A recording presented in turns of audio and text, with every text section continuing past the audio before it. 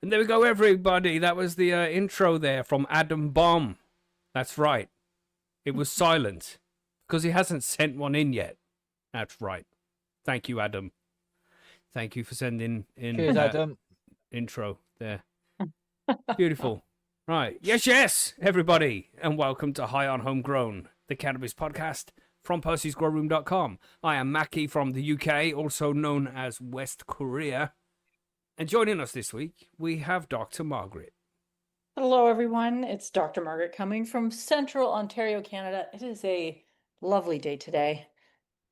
And yeah, glad to be here. What do we mean by lovely day? What temperatures we're looking at today, Margaret? It's like early 20 degrees Celsius, and you know, it's a slight breeze. It's a little overcast, but the sun does come out, so I'm not sure if it's going to actually rain or not, but it's just I've been a little bit sad over the last few days because it got cold here. It was like 15 degrees at one point, freezing. Oof, you know, that feels freezing, yeah. And it was raining. I had to go walk the dogs wearing my coat, which I don't think I've done that for months now, and it just made me really sad. And I thought summer was over, it's gone. But today, it's not over yet. Yeah, that's right. It came back today. It's warm, 21 degrees, quite nice. So, you know, it's not over yet. It's not over yet. We can track a few more weeks out of this, hopefully. Right. Fingers crossed. But what we say, Smee, what are you saying, man? You're here today.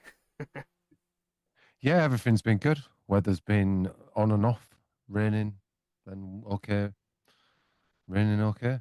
So, yeah, not too bad. We needed a bit of rain, though, didn't we? We did, yeah. The field where I walked my dogs were cracking up. I felt like I was in some apocalyptic earth, ready to... And all the grass is yellow now because it's been so dry. All the grass is dying. You know, England's known for being a nice green country. Because our grass does that every year. Really? Almost. Really? Oh, yeah. The grass, usually by July here, is just crispy and dead. It hasn't been too bad this year, though, but... Yeah, as has. Everywhere's crispy and dead. It looks like, you know, it looks like an African country or something. Just all the grass is fried. It's crazy. What do you say, Billy? You've had some rain? What's it like down in Cornwall? Yeah, we had some rain. We've had a bit of sun as well. So it's been a bit of both here, really. We've had decent weather. So Billy likes a bit of both as well, don't you, Billy? Exactly. So it's all good. Beautiful. Yeah, man. No John today. John is out doing, I don't know, stuff. The kind of stuff John does. Is he cheerleading? He said he got some festival to go to, didn't he? Yeah, some sort of gathering in the park type thing. All right, dogging. Yeah. Yeah. Yeah, dogging. Yeah, he's wearing his leather, you know, like YMCA leather set. I mean, looks like I was seen from Mad Max. You know? With sunglasses and moustache, probably. Yeah. I hope you're having a good time, though, John. So, yeah, just the four of us today. We've got some news stories to cover. Oh, man. I say this every week. My news story, everybody. Blah, blah, blah, blah, blah. Yeah, it's great. The envelopes are being passed around. We've got proof. Everybody. We're going to talk about that in the news. And, of course, we have some listener mail questions as well sent in by some of you guys. We appreciate that. Thanks for sending in questions. Very cool. Well, yeah, what are we smoking on this week? I'm just about to load up the Mighty. I was going to do it, but then got distracted by Adam Bomb's intro. You know what I mean? So, yeah, load up the Mighty. The sheer brilliance of it. The sheer brilliance. Yeah, it was amazing. Yeah. It was amazing. But yeah, what you got, Margaret? You got a drink? You got smoke? Edibles? What you got this week? I have chocolate. I made chocolate recently, actually this weekend. Oh. Yes, and a little Durban poison for the vaporizer that I'm cleaning out right now. Good choice. Yes. Did I tell you the missus made some chocolate last week? Not infused chocolate, but just chocolate. Because I don't like sweet things anymore. I'm getting old and, you know, sugar. I don't do sugar very well. So, but I kind of like the chocolate flavor of things, but I can't eat milk chocolate. It's just far too sweet for me. So I'm going to try some dark chocolate. And I said to the missus, I'm going to go buy some dark chocolate. Can you make some for me? She's like, yeah, I'll make some for you. My God, it was so good. So dark good. Chocolate is good. And because she knows I like salt rather than sugar, she made it with salt. Put salt in the chocolate, dark chocolate. The flaky salt? Yeah, so the posh salt. She's got a whole bucket of it, which cost a stupid amount of money. But it's a whole bucket of thick crystallized salt. It's so good. Oh man. Oh yeah, salt and chocolate go very well together. I also like chili flakes sometimes with my chocolate. What, like spicy? Yeah, spicy chocolate's so good. So So I haven't good. tried that yet. I think that's going to be next. Yeah. Well, yeah, that chocolate was so good, man. So good. And you know, I don't eat chocolate because it's so sugary. And when she's made 20 of these things just to see how it goes, and I've eaten like 8 of them, it's like, whoa. There's a lot less sugar in dark chocolate because the milk chocolate obviously has a lot more sugar and milk in it. Yeah. So good, man. Homemade as well. She just got the cacao powder or whatever it's called and made real chocolate with it. Oh man, so good. But anyway, what you say, Smee? What have you got? I have apple fritter flour in my vaporizer, and to top that off, I have the same hash from the apple fritter. Okay. Yeah, so I decided to whack a bit of hash out, use the same trim as from the thingy, and yeah, it's nice. And what edibles do you have, or do you not mention them now because it's just like saying, yeah, I'm also breathing in air today? Yeah, exact same edibles there each week. Some gummies, some chocolates. Yum, yum, yum. Yeah, man. But I did have earlier on, I will pre-warn everybody, I made fecal on Friday night. For me, made fecal Friday night, and the residue I make milk out of at the end.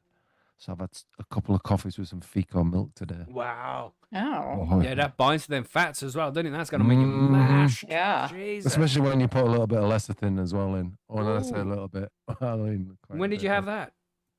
What do you mean, when did I have it? Like, today. You just drank it? Oh, did you drink it before the show?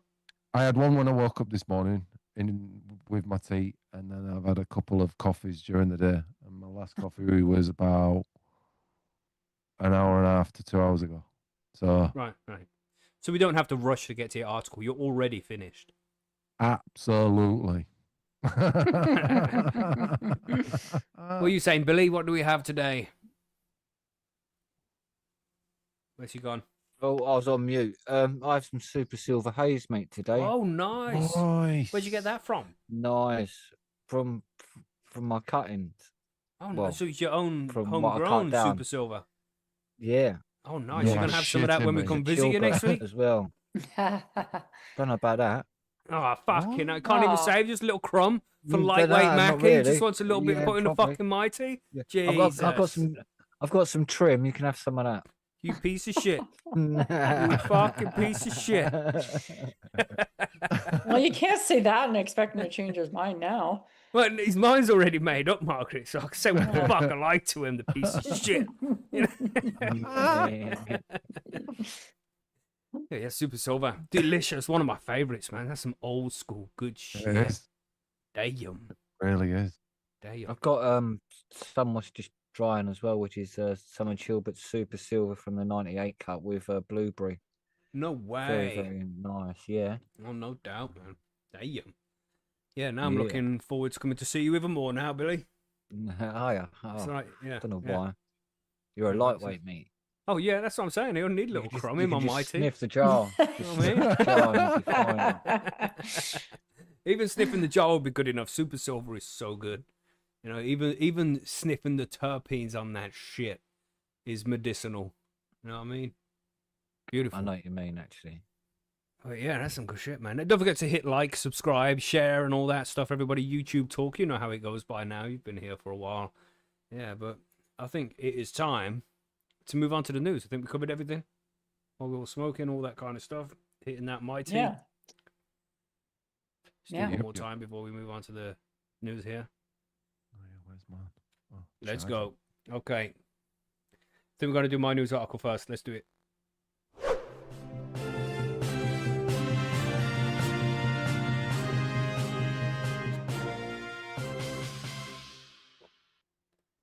Okay, so I don't even remember which one was mine now. Gosh.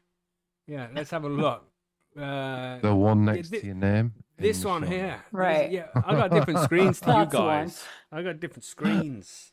It's more complex over here. But let's take a look at this. Right, the brown envelopes, everybody, they're being passed around. And here's the proof. Aurora, you know that company? We're not talking about Northern Lights or anything here. It's the company, the cannabis company, Aurora. Aurora buys UK pharmacy and import license for £2.1 million, securing a direct route to patients. So it's pretty blatant there. The reason why these guys are allowed to provide cannabis legally to patients all around the UK is simply because they bought the license for 2.1 million. Now, can other companies or organized crime gangs, for lack of a better term, also go and get a license for 2.1 million? Or is this solely for Aurora, an already powerful cannabis company? Madness, man. I'll read some more. As Aurora faces down an unsolicited takeover bid from one of the world's largest cannabis companies, it has continued to expand its reach in what it sees as the market of the near future. This week, Aurora Cannabis, ACB is what they're called, announced dual acquisition in the UK worth 2.1 million Great British pounds, giving it direct ownership of a license importer and wholesaler alongside a licensed pharmacy for the first time in what is considered a very important growth market. So then it says there a dual acquisition. Does that mean there's more than one company, or do they mean that it's getting two licenses? You know what I mean? Dual acquisition in the UK worth 2.1. So it's getting the importer and the wholesaler. So they're allowed to import as much cannabis as they like, and they're allowed to wholesale as much cannabis as they like, as long as it's to medicinal cannabis users. Madness. Yeah, and it's a very important growth market, is what they say. On August 19th, 2026, the Canadian LP acquired 100% of the shares in the Birmingham-based Internod Pharma and HAP Pharma in an all-cash deal. So this wasn't even done through the bank transfer. The cash. Not dodgy at all. Nothing going on here. Imagine what size envelope you think you need for that. Oh. You know what I mean? They're just not even trying to hide it anymore. No, they don't need to, mate. Don't need to. Andreas Dotterik, I think that's correct, Margaret? Yeah, that sounds pretty good. Thank you. Aurora's senior vice president told Business of Cannabis that the acquisition was designed to shorten the distance between the company and the UK's patient population. In quotation marks here, we have, it is being a lot closer to the patient, he said.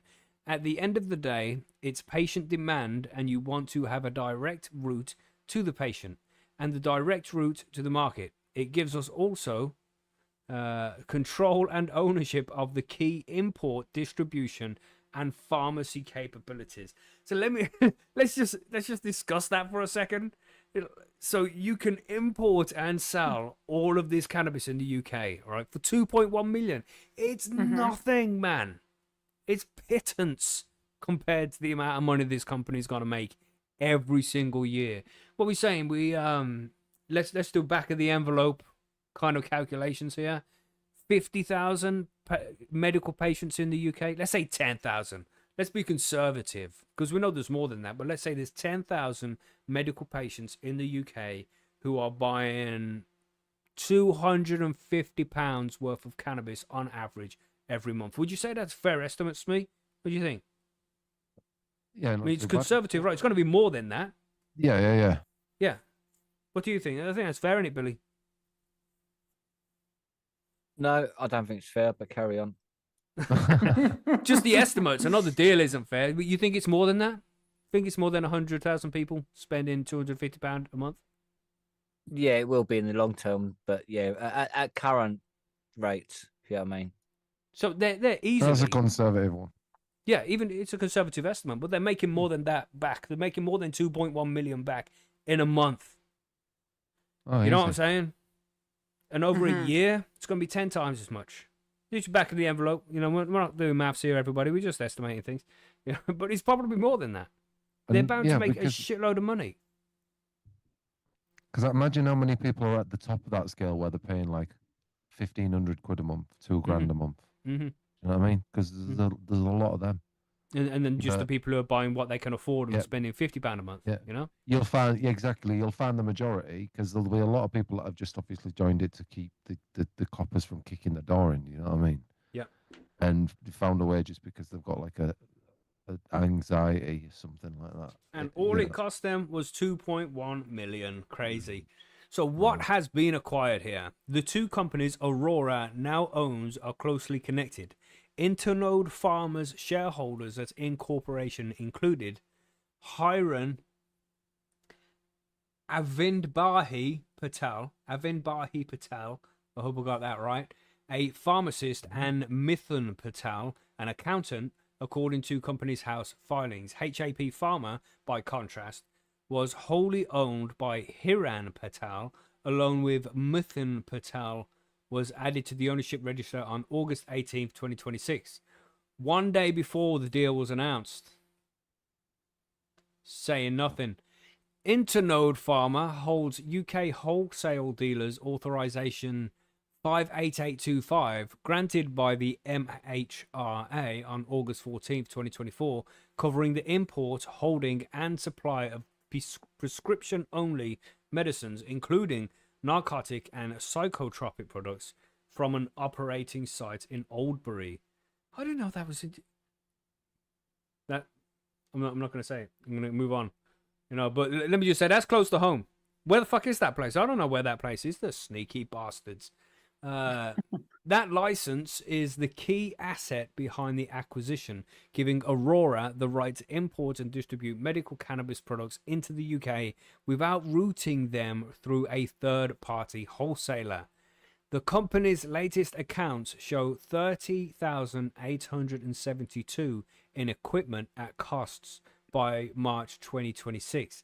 Trade creditors and a small debtor book through its turnover has been made public.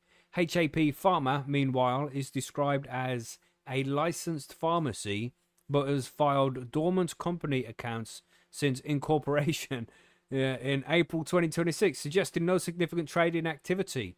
Maybe there's been plenty of trading activity, but they've done it in a way where it can't be tracked. For example, 2.1 million in cash. Just saying. During Aurora's first quarter earnings call on August 5th, Zuanic and Associates analyst Pablo Zuanic asked CEO Miguel Martin whether the company had been slow into the UK given how quickly rivals had built vertically integrated pharmacy and clinical networks here. Martin said in response, "I don't think we've been slow at all. Our real sort of focus is on the genetics, the development and the manufacturing of these medications. And in the UK, you're right, there's been a lot of movement on the clinical side and on the pharmacy side. Those are not areas of focus for us." 2 weeks later, Aurora officially acquired the pharmacy and the importer for 2.1 million in cash. It's unclear whether this was a recent shift in priorities or whether it was simply careful comms. Dottervike said the deal gave Aurora the key import, distribution and pharmacy capabilities in a market Aurora already served through its third parties. This is fucking madness, man. It's just, they're allowing a monopoly to take place here. There's only one company that's allowed to do this. And you don't need to grow cannabis in the UK anymore. They've got the facilities over in Canada. We know Canada produces more cannabis than what they need because they sell it to everybody. So just produce it for cheap over in Canada. Ship it over here completely legally. Don't you try it now. Not you listening to the show. Don't you try it. You're not allowed to bring cannabis into the country. No. Get rid of it before you get on the plane. But Aurora, they can bring as much as they like. They can grow all the cannabis they like in Canada, ship it over to the UK, and wave at the customs enforcement on the way past. You all right, officer? You all right, mate? Yeah, just 10 tons of weed. It's all right, though, because we passed the envelope. It's okay, all right? You have a good day now. But then it's oh, you, Jeff.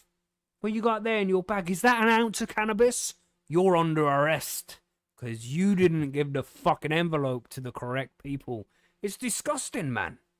And I'm not saying we don't need companies like this in the UK, because we do. We need some companies that come along, and more companies the better, because then we can figure out who the good guys are. It keeps prices down, make sure that there's lots of availability to people. That's what we want. Yeah. But this is just one company, just Aurora.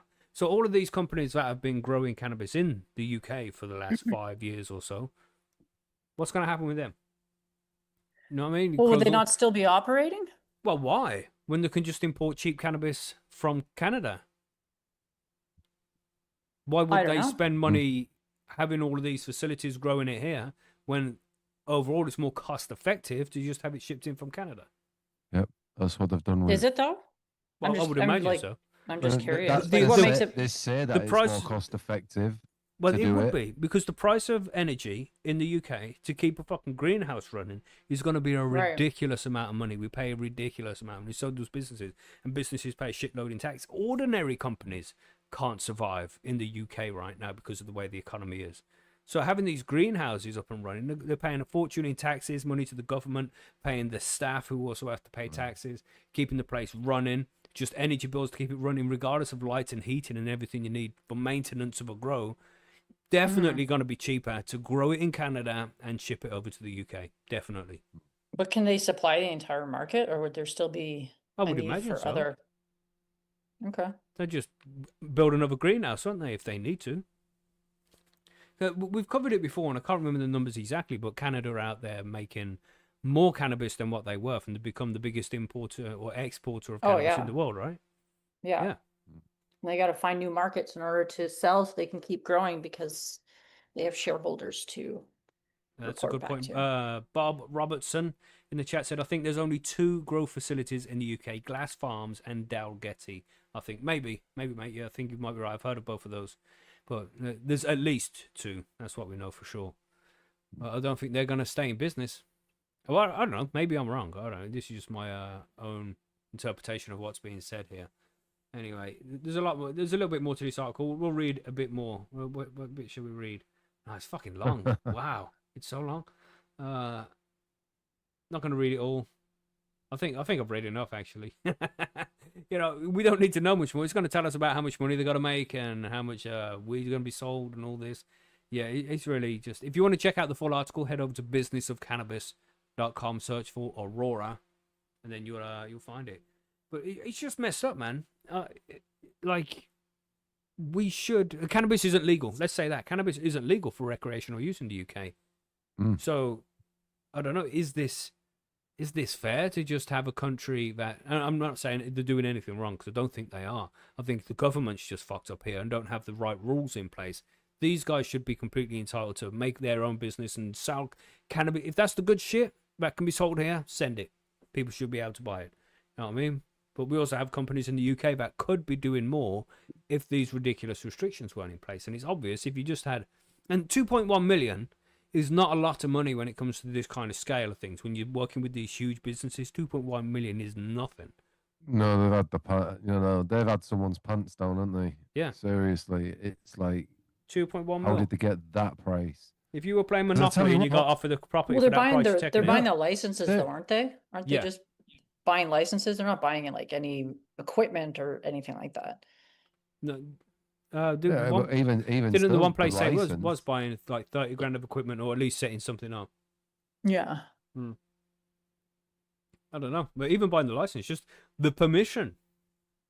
Yeah. You know what I mean? I know it is still kind of shady, because also, is it like our medical cannabis licenses, like as a patient, do you pay for that, right? But you pay like it's for not a covered under your consultation. public. So you got to go. You pay. I think it's 50, 60 quid. You pay consultation. Go see have a Zoom call with a doctor who looks over your medical records, and then be like, "Yeah, cool. You can buy cannabis from us, no problem." And that's every 3 months. I think you have to pay that fee, and then you also buy the cannabis at a ridiculous and then price. you have to buy the weed. Yeah, which is so still even a though street it's medical, price. it's not covered under any kind of like the public health care that you have. No, and that's the one of the big bullshit problems here. Well, and that's why companies like Aurora want in, because they know their patients are paying as well. That's it. And like we said, just conservative estimates of 100,000 people over spending 250. We even said 10,000 people, didn't we? Very conservative, because we know from the stories that we've covered, like 70,000 people are buying medical cannabis now in the UK. Easy. And maybe they're not buying it, because we recommend people go out, get the prescription, so you've got the pot that you can put your weed in, and if you ever pulled over or stopped by the police and you get your little pot out and it's valid for like 3 months, and be like, no officer, legal, might be a homegrown in there, they're not checking to see if it's fucking sour diesel or some shit, Exactly. or big nasty sour crack or something, you know what I'm saying? So they ain't checking what weed it is. I'm not the copper, do you know what I mean? So there we go. We recommend people do that, and maybe people are doing that, just spending 50 quid once every 3 months, maybe. And then there's people who need a shitload of it who are spending tens of thousands every year. It's a crazy amount of money that can be made. Yeah. And here's a little business opportunity. If you're in a position where you know the people that are giving these licenses out, just say, yeah, I'll take that 2.5 million, go to the bank, get a loan, 2.5 million, and then just import 20 million's worth of cannabis into the country. Yeah. And you could pay your 2.5 million back to the bank in a week. That's right. You know, and just say that you have a friend, say you already got quite a bit of money, so you got some collateral, you got a friend who works at the bank, you're going to get that loan. It's all about who you know in situations like this. Who's the envelope being passed to? They've got connections in the right place. You're not looking for a customer because your customers are all the medical people. You're dishing it out to the medicals, right? These are dishing out medical cannabis. So it's like unbelievable. Corruption here in West Korea. Saying, as usual, madness, man, madness. But I hope still Aurora does well and makes the money they're supposed to make, because I don't blame these businesses, man. If any of us was in a position to do that, like, yeah, mate, you can get me a fucking license. You can get me license in the UK for 2 mil. You give it, like, take my money. Hold on, I'm gonna go get the money now. You want cash? No problem, I'll get cash. You would do it. There's a shitload of money to be made, and if you had the connections to pay that money, you would do it. But it should be 10, 20 different companies should also have this opportunity, and they should all be able to come in and get involved in a completely legal market where people can consume cannabis if they want to. But our bullshit government says no, and it's probably for reasons like this, so they can get a little chunk of this money that's coming in.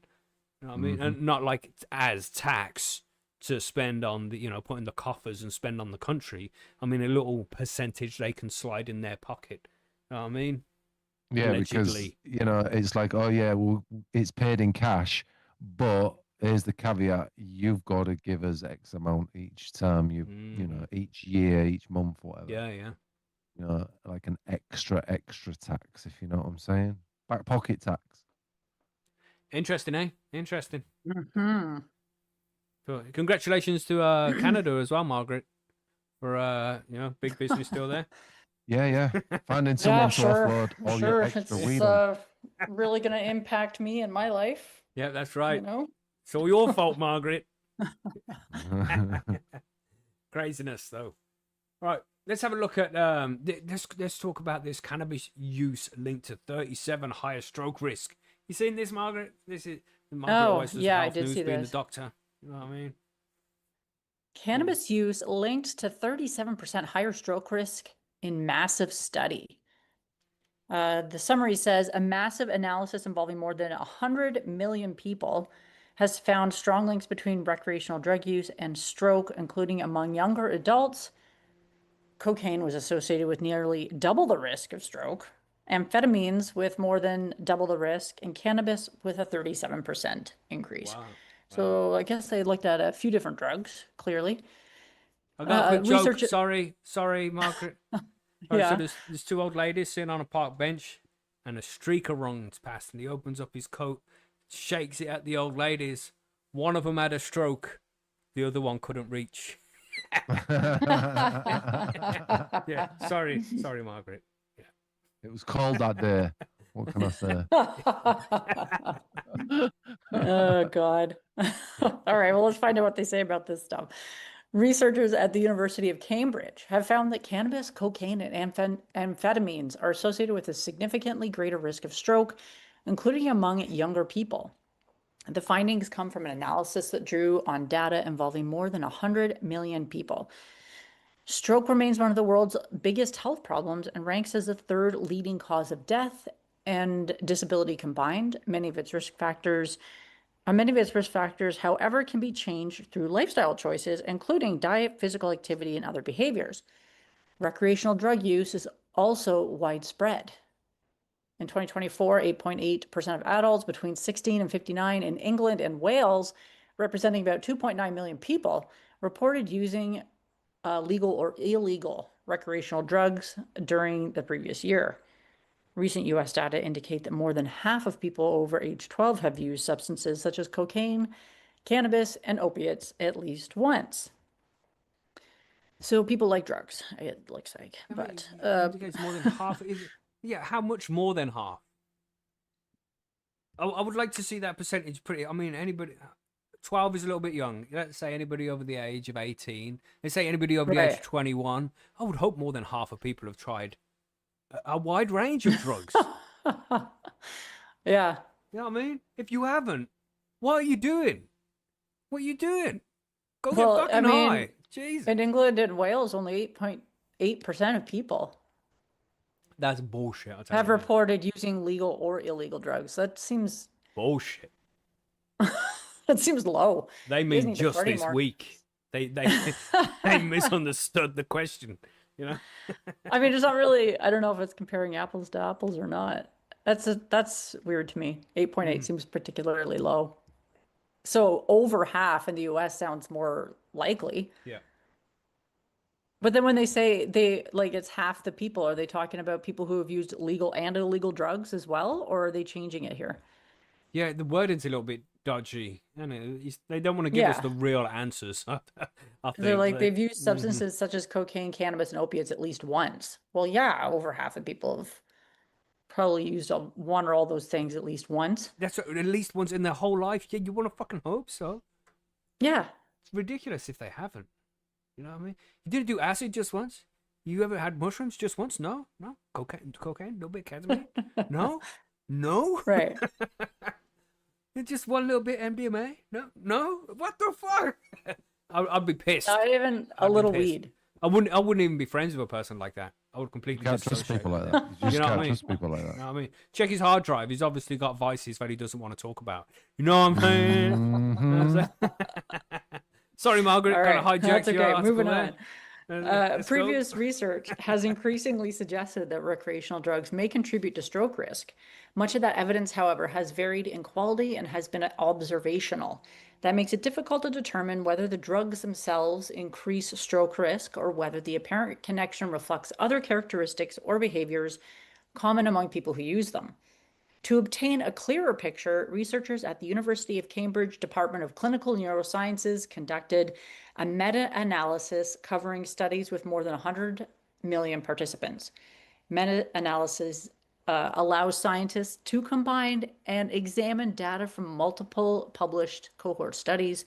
By pooling results, and researchers can draw stronger conclusions that they might than they might from smaller individual studies, particularly when earlier findings have been inconsistent. Their results, published in the International Journal of Stroke, showed substantial differences in stroke risk associated with several drugs. Cocaine and amphetamine use were each linked to roughly twice the risk of stroke. Cocaine increased the risk by 96%. That's a lot. But is anybody surprised to hear that? Yeah, that's why I don't do it anymore. Too old. Right. You're like, I think I'm going to have a heart attack or stroke. Right. Yeah, or both at the same time. Fuck. Amphetamines by 122%, also surprising nobody. While cannabis use was associated with an increase of about 37%. Opioid use, by contrast, showed no statistically significant association with stroke risk. Of course not. Right. Because they'd have to add it to the pills they sell. Well, also a different mechanism of action. I mean, all those other three, some people who smoke cannabis do talk about an increase in heart rate. Opioids are more likely to slow your heart down, so you're not going to die by stroke. It's going to be something else, you know? Mm-hmm. Yeah, anyway. You would know, the being the doctor, Margaret. That's right. The researchers also examined people. I'm not a doctor, by the way. Anybody who's new here? Yeah, that's right. It's not actually a doctor, but it's a long-running joke. Don't worry. That's right. Okay, this is not medical advice. Shit. Yeah. The researchers also examined people under the age of 55 separately. Within this younger group, amphetamine use was associated with nearly 3 times the risk of stroke, an increase of 174%. Cannabis was linked to a smaller 14% increase in stroke risk, while cocaine use was associated with a 97% increase. The team that investigated whether the relationships might go beyond simple associations. They used Mendelian randomization, a statistical method that examines naturally occurring genetic variants connected with risk factors in stroke. Researchers can use these genetic differences to assess whether evidence supports a causal relationship between a particular risk factor and a health outcome. The genetic analysis found that cocaine use disorders were especially associated with brain hemorrhage and cardioembolic stroke. Damn, that's a 9. That's a 9. Fucking nailed that. Thank you. Shit. Where blood clot forms in the heart and travels to the brain, blocking a blood flow and leading to damage of brain tissues. That sounds horrible. Cannabis use disorders were associated with stroke overall and were particularly linked to large artery stroke. According to the researchers, these genetic findings support the possibility of a causal relationship rather than an association alone. Problematic alcohol use was also associated with an increase of risk of cardioembolic stroke and large artery stroke. Alcohol addiction, meanwhile, was linked to a greater overall risk of stroke. The researchers could not perform the same Mendelian randomization analysis for amphetamine use because sufficiently large genetic data sets containing information about amphetamine use are not currently available. So several biological mechanisms could help explain why these substances are associated with stroke. The researchers point to sudden increases in blood pressure, spasms, and narrowing of blood vessels, abnormal heart rhythms, greater blood clotting, especially cannabis, and inflammation or vasculitis, especially amphetamines. Of these processes, all of these processes are already known to contribute to stroke. They can play a role in ischemic strokes, which occur. I don't even know how to say that. Ischemic? Ischemic? Or maybe. Ischemic? I have no idea. I don't think you need to put that sh on it so much. Ischemic. I don't think it's a Jewish word. Maybe it is. Don't know. Yeah. Billy? Anywho, it's a type of stroke that you can get that does also not sound like fun. Because that's when blood clots interrupt blood flow, as well as hemorrhage strokes. Dr. Megan Ritson. That's the average is coming down pretty quickly here, Margaret. Well, good thing we're almost at the end of this article. Dr. Megan Ritson from the Stroke Research Group at the University of Cambridge said the most comprehensive analysis ever conducted on recreational drug use and stroke risk provides compelling evidence that drugs like cocaine, amphetamines, and cannabis are causal risk factors for stroke. These findings give us stronger evidence to guide future research and public health strategies. Dr. Eric Harshfield, Alzheimer's Society Research Fellow at the Department of Clinical Neurosciences, said, our analysis suggests that these drugs themselves, it is these drugs themselves that increase the risk of stroke, not just other lifestyle factors among users. Taken together, our findings emphasize the importance of public health measures to reduce substance abuse as a way of helping also reducing stroke risk. And there you have it. Right. Cocaine and amphetamines are pretty bad. I don't know if I didn't see, but how many people did they have in this study? 100 million, but it was in a meta-analysis. 100 million people? That's a lot of people. Yeah. Yeah, it is. So, I don't know. These numbers are just all over the fucking place, man. I don't even know what to fucking say. 37% of people. So what? 37 million people had a stroke because of cannabis. Is that what they're trying to say? Or 37 people who had? Yeah, I don't know what they even mean. It was like a 37% increase in the potential of having a stroke. Is that how I read it? Where's this stuff? It makes no sense. I don't know. And do you care? Does anybody care? It sounds bad. Well, it doesn't stop me right now. That's right. I'm not going to stop using cannabis because they say this. One, probably I don't trust what they're saying anyway, so it's probably bullshit. In my opinion, you're entitled to believe what they say if you want to. I just don't trust them, and you know, it's you gotta just try and enjoy your life, man. You know what I I mean? think if you're, you're kind of looking after your heart and trying to get some exercise and eat pretty decent, you're doing what you can to look Yeah. after your heart. If you don't do cocaine and amphetamines, you're That's definitely right. going I to think do that's good good things for advice. yourself. Stop the coke. Stop the speed. You Right. don't need that. We're just talking. Yeah. Cannabis is cool. Don't worry about it. Cannabis is cool. Don't be doing lines every weekend, especially if you're like Yeah, over because that was 35. like a 96, 97% increase Yeah. in your risk of stroke when you're doing lines. Upwards of 122% when you're doing amphetamines. Yeah, So that's crazy, isn't it? that's the real takeaway That's here, crazy. folks. You know what I mean? What does that what does that even mean? It's if you do amphetamines, you're definitely gonna have a stroke, and you're also gonna give the stroke to 1 in 5 of your friends. You know? Maybe. You know what I mean? It's so bad it causes strokes in your friend group. Makes no sense. Anyway.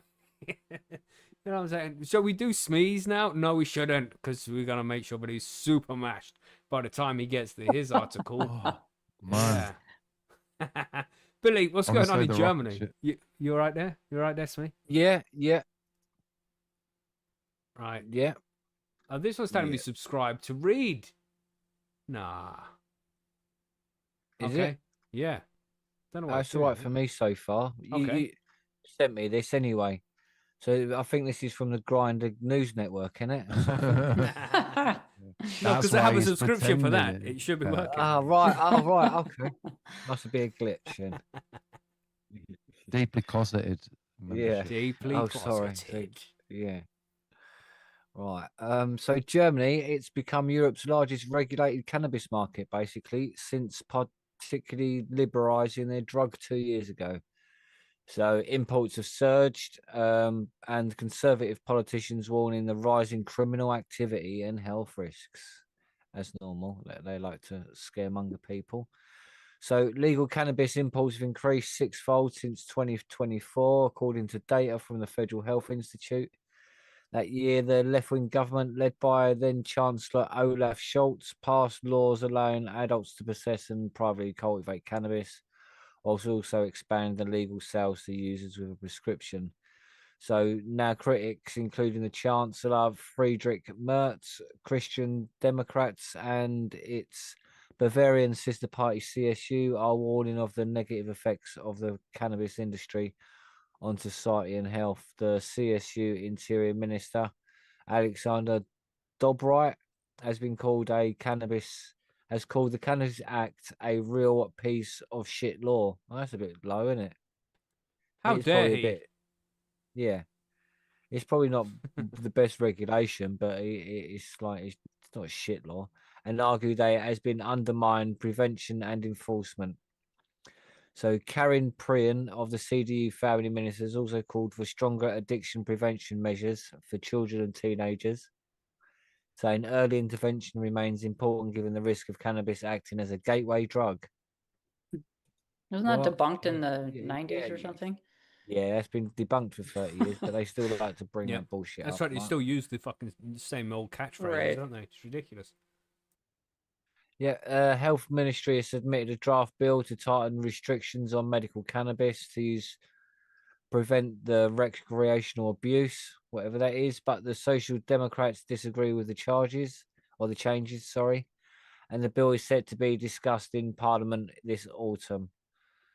So that's a pile of wank that they want to go further backwards, it seems. So medical cannabis imports increased from 8,000 kilograms to 50,000 kilograms.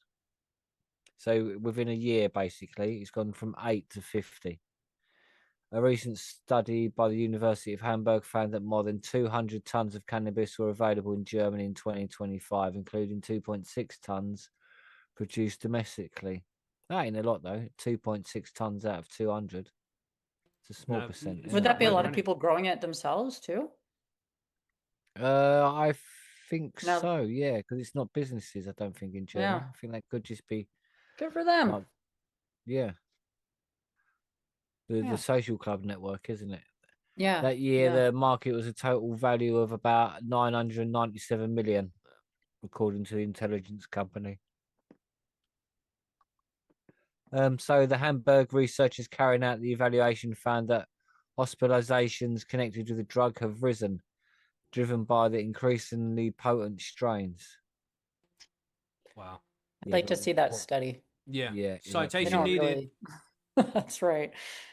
So Jacob Manfrey, the scientist behind the 2-year evaluation, said that the illegal market is shrinking, although overall consumption has barely changed. So basically, saying the same amount of people are using it. Yeah, exactly. It is good. Yeah. Isn't that what most places want? But it's because of regulation, the black market or the illegal market still isn't being affected because they're still offering a viable product for many. So change of regulation so it's easier to have mama and papa stores in it rather than cartels. It's quite simple. I think so. That'd be the best way. Yep. Manfrey argues that the concentration of psychoactive substance, the THC, should be clearly labelled and adjusted to the medical or mental conditions it is there meant to treat. The other compound, CBD, which only acts as a muscle relaxant, has no psychedelic effects. Yeah, well, depends on what class of sentence doesn't make sense. Yep, exactly. But producers exploit regulatory gaps and market products that are not evidence-based at all. So it's just chatting bullshit. This is coming from the same guy who says CBD only acts as a muscle relaxant. Okay. Yeah, yeah. He obviously knows what he's talking about. Exactly, yeah.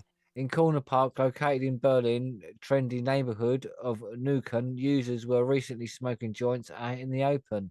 Oh, so all the posh cunts can do it out in the open. Is that what they're saying? But if you're a low-level cannabis user, you can't because you might want a bit too much THC.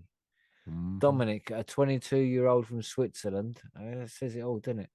Told that FT has suffered from attention disorder and prefers to buy cannabis in German pharmacies with a prescription because it allows him to check the THC level. I don't think you can do that on the dark web. They might tell you it's one thing, but it's not. Well, they can do that in this market as well. So despite it doesn't make sense either. Sorry, just because it's like, I mean, what are they going to be like? Oh, it's 28% instead of 22%. You know what I mean? You trust them as well? They're all full of shit. You know what I mean? Despite the partial legalization, more than half of weed consumers do not rely on medical prescriptions to get it. You can't blame them, can you? It's like you was just saying, it's fucking. There's no consistency even with the medical weed, and it ain't that great. So they ain't offering a viable product. So social supply, meaning purchasing cannabis through social contacts, makes up to 35% of the market. Even as selling the plant without a medical prescription remains illegal, the biggest next source is at 21%, and that's where people grow their own. So the 50% of people who are growing their own will get it from the fucking like someone they know, which is possibly a lot of people who grow their own and then selling it. Yeah. Right. It just pisses me off. Sorry to interject, but it just fucking pisses me off, man. But it's clearly this is adults using their hard-earned money to buy something they want from somebody who's willingly selling it, and it's a fucking crime. It's absolutely ridiculous, man. Just because they haven't passed the envelope to the right person. You know what I mean? Everybody in this transaction is a willing participant. But are they saying this is illegal? To sell the weed, that's got to be illegal, right? You can grow your own weed, but I don't think you're allowed to sell it. Maybe they are giving it away, and if they are, giving it away and getting a donation kind of thing. Yeah. Yeah. I don't see anything wrong with that at all. Yeah. The next quote says a lot as well. Lisa, 23, so normal user, told the FT, the Grinder Times. Thanks, Billy. Sorry. That her dealer delivers directly to her house. It's really good weed, and he has a lot of different weeds to choose from. She said, whilst puffing on a joint, it's also really good because she has friends growing cannabis as well. It's great because I know them and I know it's quality stuff. So she, that sounds great. Knows, exactly. Yeah, and that's why she has someone local deliver it to her because it's about supplying a quality product. So if you're not doing it, People just go elsewhere, which is like their friends or the other illicit markets. That's right. It's also cheaper to grow your own, according to one amateur producer who's an organizer at a workers' council. His name's Hendrik Lita. Oh, that's right, Billy. Let's go back. Yeah, sorry. Yeah, what was his name? I was going back. Hendrik Lita. Okay, that'll be all right. Yeah, all right. You happy there? He's an organizer who works at the council. You have to try. Reversing the legalization would be stupid, he's saying. The law is beneficial and society as well due to the decriminalization nature of it. Hendrik is correct. Yeah, exactly. Yeah. Well, criminal activity. Hold on, what about the surname, Margaret? Just the first one was correct. Liter. Yeah. One or the other. I'd say lighter. That's what I would say. Yeah. Billy said lighter. Related, it'd be lighter. Okay, yeah, it sounds good. Makes sense now. So basically, their consumptions remained the same, but other drugs have skyrocketed as well. The traces of cocaine and crack in wastewater have almost doubled over the past 2 years. Wow, stop spilling it, everybody. Yeah. It's going to give you a stroke. Don't do it. Crazy. They've just been pouring it down the toilet because they don't need it no more. Maybe that's what it is, Billy. Good point. How do they know the motive behind these drugs being in the water? Yeah. And that's about it. And it just goes on to say more shit, really, which I ain't going to be bothered to. So they're talking about reversing legal cannabis in Germany. Pretty much. Is basically what they're saying. And this article is saying why that would be really dumb, according to a lot of people who actually use cannabis. Yeah. So the people, the scientists and the experts are saying, no, we shouldn't like have it. So it's too liberal. If you know what I mean? They shouldn't have such high weed and THC, if you know what I mean, and all of that. We need to lower that, especially the mental people. And all the people who are using it saying, no, man, we need to like let normal people grow it. Yeah. It's better. Yeah. So. But you said somewhere Christian nationalists trying to like reverse it. I'm like, oh God. Oh yeah, surprise, surprise. Yeah. They're not usually a problem group. No, not at all. Madness, man. I don't think there's too much money coming in it. There's too much money. They're not going to reverse it now. I wouldn't think so, but who knows what they're going to do. And who knows, man? It's more bullshit that every time they legalize, someone comes and pipes their head saying, "Oh no, not the deadly weed." It's like the cannabis is too strong. Cannabis, oh my goodness, it's 22% THC. All the people are going crazy now. Which makes me actually like they're looking at the wrong thing, obviously, because they don't even really have like a retail store outlet system. You get people who are like buying it from people who grow it in a place, and yet there's all this cocaine and crack and methamphetamine in the wastewater, which means that's the problem they should be looking at. Leave weed alone. Yeah, it's crazy how cannabis is just associated with these other drugs. It's like you're not adding coffee to that. Coffee is worse than cannabis is, in my opinion. Right. Yeah. When I stopped drinking coffee back in sober October last year and I quit caffeine, that was worse than quitting cannabis. You know what I mean? Yeah, I could see that. Yeah. But headaches and stuff and irritability. Man, so many things. It's so bad coming off caffeine, but it's worth it. It's worth it. I have like 3 cups of coffee a week now. Oh, really? That's it? Yeah. You didn't but it's really good go coffee. back to coffee? No, well, I've got a proper coffee machine, so I have like bean to cup, real fine coffee, and I have it black, no sugar, purest as it comes, man, straight out, and it's so good. So I'd only have 2 or 3 cups a week of real coffee instead of shitloads of fake instant coffee. You know. And speaking of that, we're just tangent, but Jordan River from Growcast also loves coffee. We talk about coffee all the time. I remember speaking on one of the interviews with him about coffee. We're like, no, just have instant coffee. It's cool. You know, coffee, 2 sugars, loads of milk. To drink that now would make me feel sick.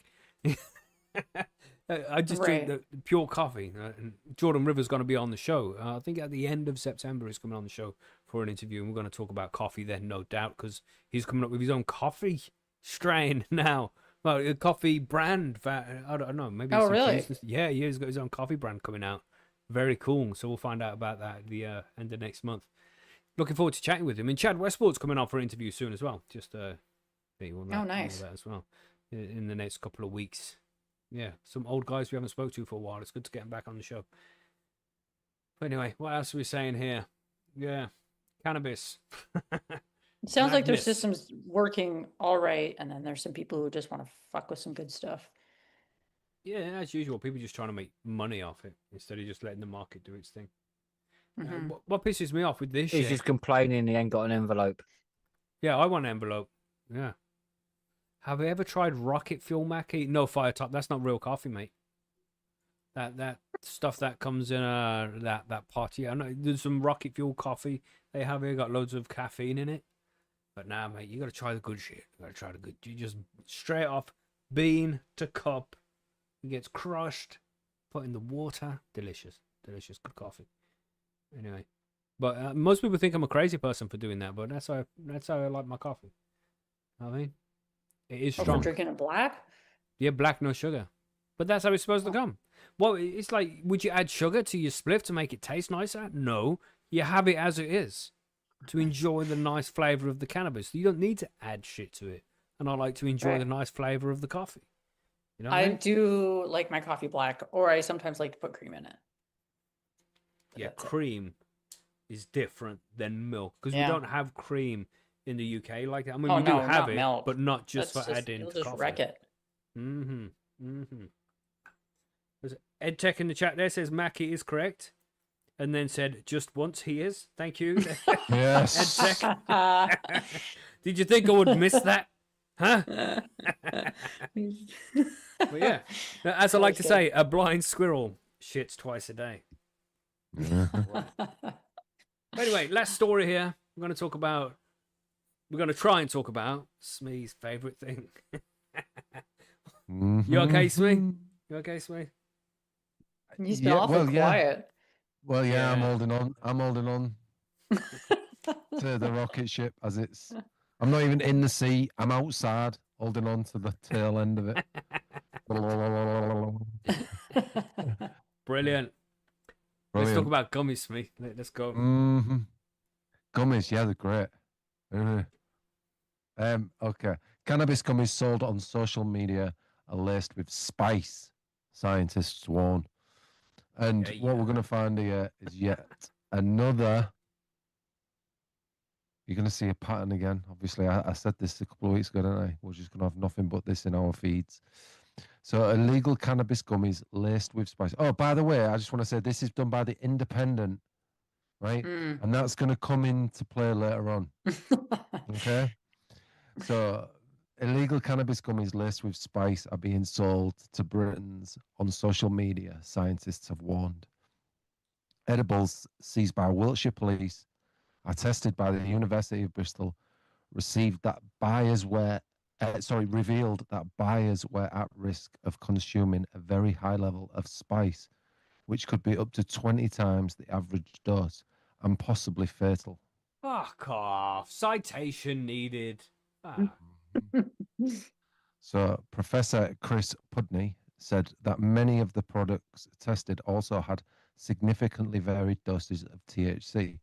And the main active ingredient in the cannabis plant, which did not match the description on the label, which we all know because they just buy the bags, don't they, off Temu and that, and just whack them in. And you know that's why we all know that the different doses and the different. Well, anyway, the gummies, which are packaged to look like popular brand sweets, especially pose a threat to children. He added. Oh, it was the mighty. It was the mighty. I was just coughing because of the mighty. Fucking, as a threat to children. It's the same old shit again.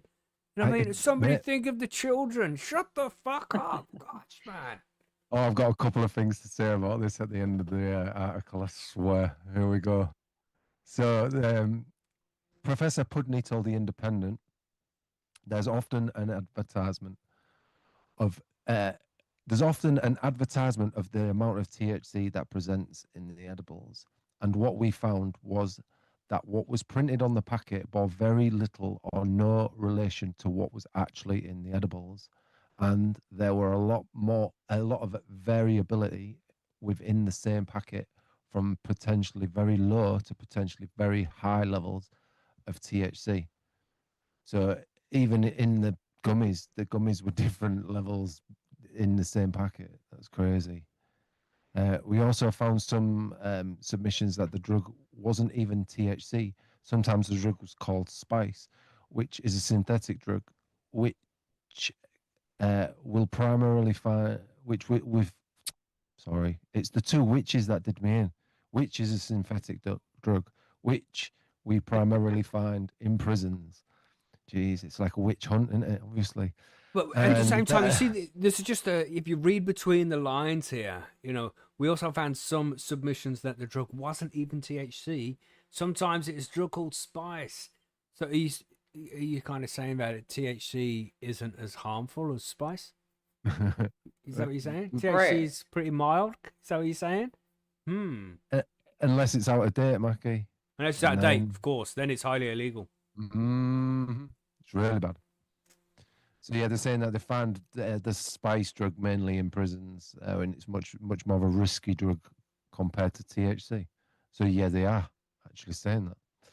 So Professor Pudney said the gummies are heavily advertised on social media and easy for people to purchase. There are a lot of advertisements. Sorry, Smee. Just want to address Free Nugs in the chat there. Shout out Free Nugs. What's up, bro?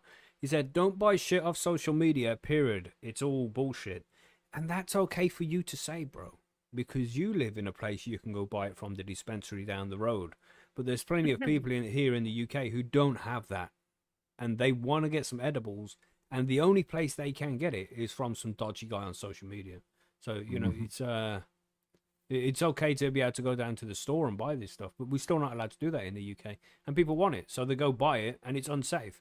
And I'm sure I'll say later on when Sweet's finished this, the best way for these problems to be resolved is to properly legalize and regulate for the safety of the consumer. We've said it how many times on this show, as the only way to make sure these gummies are safe is to properly legalize and regulate. And then all these problems go away. Sorry, Sweet. That's now being said. That legalize and regulate is now being said more than 2 weeks. Do you know what I mean? You know what I'm saying? That's how much we say it. So there are a lot of advertisements for this material. They'll deliver it to you either by post or bringing it straight to you. It's part of a broader narrative that we see of drugs being very available and visibly available on social media. They also pose a serious risk to children because their packaging, he added. The packaging is semi-professional produced. Oh, like this podcast. Sorry. Often to mimic a known brand, and sometimes, like me, DC Infinity. You know what I'm saying? Often I'm mimicking a known brand. So, and sometimes directly used the name. I think there's a risk that if this in the house is a very strong, it's very young children could pick it up, and they wouldn't know the difference. Early this month, Wiltshire Police issued a warning to parents after discovering the cannabis-laced gummies disguised as innocent sweets as they were being sold around Swindon. Inspector Joe Senior said, these cannabis-laced gummies are designed to look like ordinary sweets, disguising them to parents and making them particularly appealing and dangerous to children and young people. We would urge parents to speak with their children about the risks, remain vigilant for unfamiliar sweets or packaging, and report any concerns to the police. The police said an 18-year-old man was arrested with 40 bags of cannabis-laced gummies, which looked like fruit pastels, were seized. So remember that bit, because I'm going to come back to that. The packages of gummies were labelled as containing up to 1,000 milligram of THC, an extremely high quantity of cannabis, which could be harmful if consumed, particularly by children, police added. Yeah, that whole fucking 1,000. If you did eat the whole 1,000 milligrams, it would fuck you up quite a bit. But you know what? It's not going to do. It's not going to kill you. Guess what? I've done more than 1,000 milligrams of THC today. Boom, and it ain't killing me. Yeah, but you're Smee. Not everybody can handle 1,000 You know milligrams what I mean? in a day. 10 milligrams, and I'd be like, fuck. Oh no, I can see why people are... No, trust Right. me. Sat here right now, I can see why people have a hard time on this amount. Ooh. Yeah. So that Mr. Senior told there we go. Mr. Senior told BBC that officers had witnessed people who had suffered serious illness and even died from these gummies. That's a bold claim. Citation, fucking yeah, mate. Well, mate, that's not the first time we've heard it. They simply did not contain what people thought they were going to contain. And that's the end of the article. And I just want to say something quickly as I can. So they're already showing this fruit distills. We've seen this fruit pastel things before, or a couple of shows ago where I did the BBC write-up on this. And it is exactly the same. The 18-year-old man was arrested with bags, and it was THC 1,000 gummies. And it even says in this article by The Independent, Mr. Senior told BBC that what the hell? This is Independent, this is BBC. What this reminds me of, and you're going to call me gay, Mackie, but I don't care. This reminds me of an episode of Buffy the Vampire Slayer. Where, there we go. Sorry. But what happened is 2 kids were found dead on a playground, and the whole community went bananas, and everyone was up in uproar. And as it turned out, these were demons, and they'd go from community to community, like spreading this like disease, which made people freak out, paranoid, all this sort of stuff. And that's what this article is. It's doing the same sort of thing. It's the same shit as well. It's the same picture. Yeah, It's fruit same distills picture. that we covered a few BBC, weeks ago. Same thing. Same shit. Yeah. And can we just, my last point, and can we just go to there's 2 comments on the bottom. I One did by see a guy those called too. Jason. Yeah. It says, this is what happens under prohibition. Time to legalize, regulate, and eliminate this sort of thing. What have we said, Shout out Mackie? to Jason. We know you listen Damn to this right. show, bro. And that was done 6 days ago, bro. So we know. It wasn't me. All right. Nick. Yeah, Mackie's not called Jason. That's his boyfriend's name. So Nick's dad, some person's name I can't pronounce, says 20 times a dose. Sure, if you're eating the whole bag like an idiot. Like an idiot. So I have to wonder too. Comments. People are not stupid. Comments. People are not stupid. We're seeing it for what it is. It's a witch hunt. We're seeing the same thing by the BBC that's been plumbed out over and over again. But my question is, why isn't the police or the people who really care about the children and all that stuff, why aren't they asking the social media companies to be on top of this shit? Like, they'll ban anybody's account who even whispers the word cannabis, but then you find this crap online all the time. With like, you see all kinds of shit online on social media. So like, why aren't they taking the social media companies to task instead of it like doing what they're doing? I have just set up a new WhatsApp for a different thing, and I had to spend the first 2 days not being able to send messages to people because they thought I was a bot. And then I had to spend the next 5 days not being able to be able to do communities because they thought I was a bot.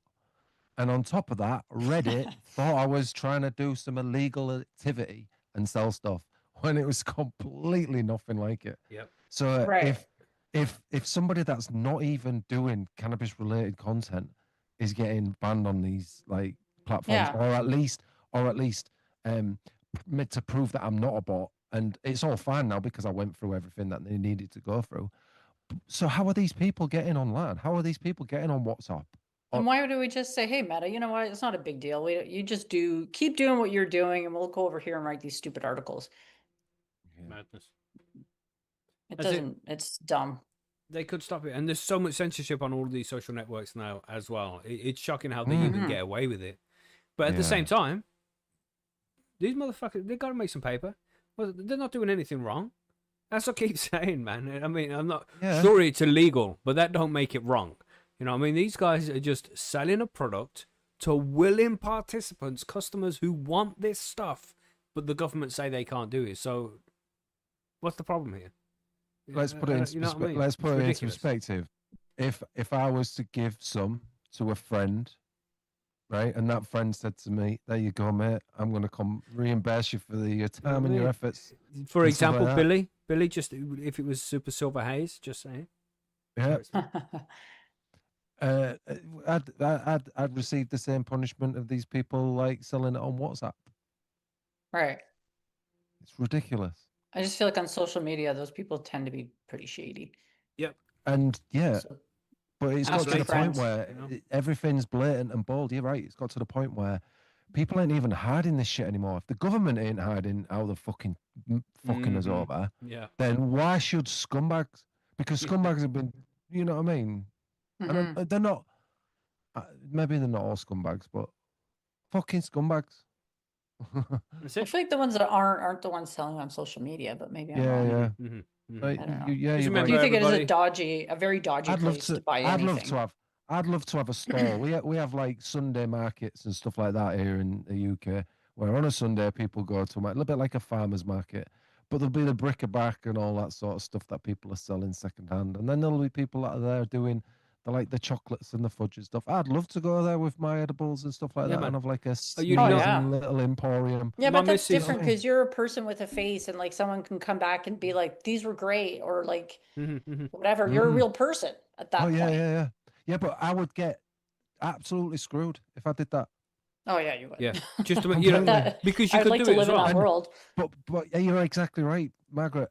They'd want to be coming to me because my stuff's clean. Like I know Yeah. Billy's stuff's clean. Like I know your stuff's clean. Like I know So many people, man. anybody. Yes. Well, it wouldn't take The long too community before could look- customers would be like, "Oh, you know, his stuff. He's using spice in his stuff." People wouldn't buy from you anymore.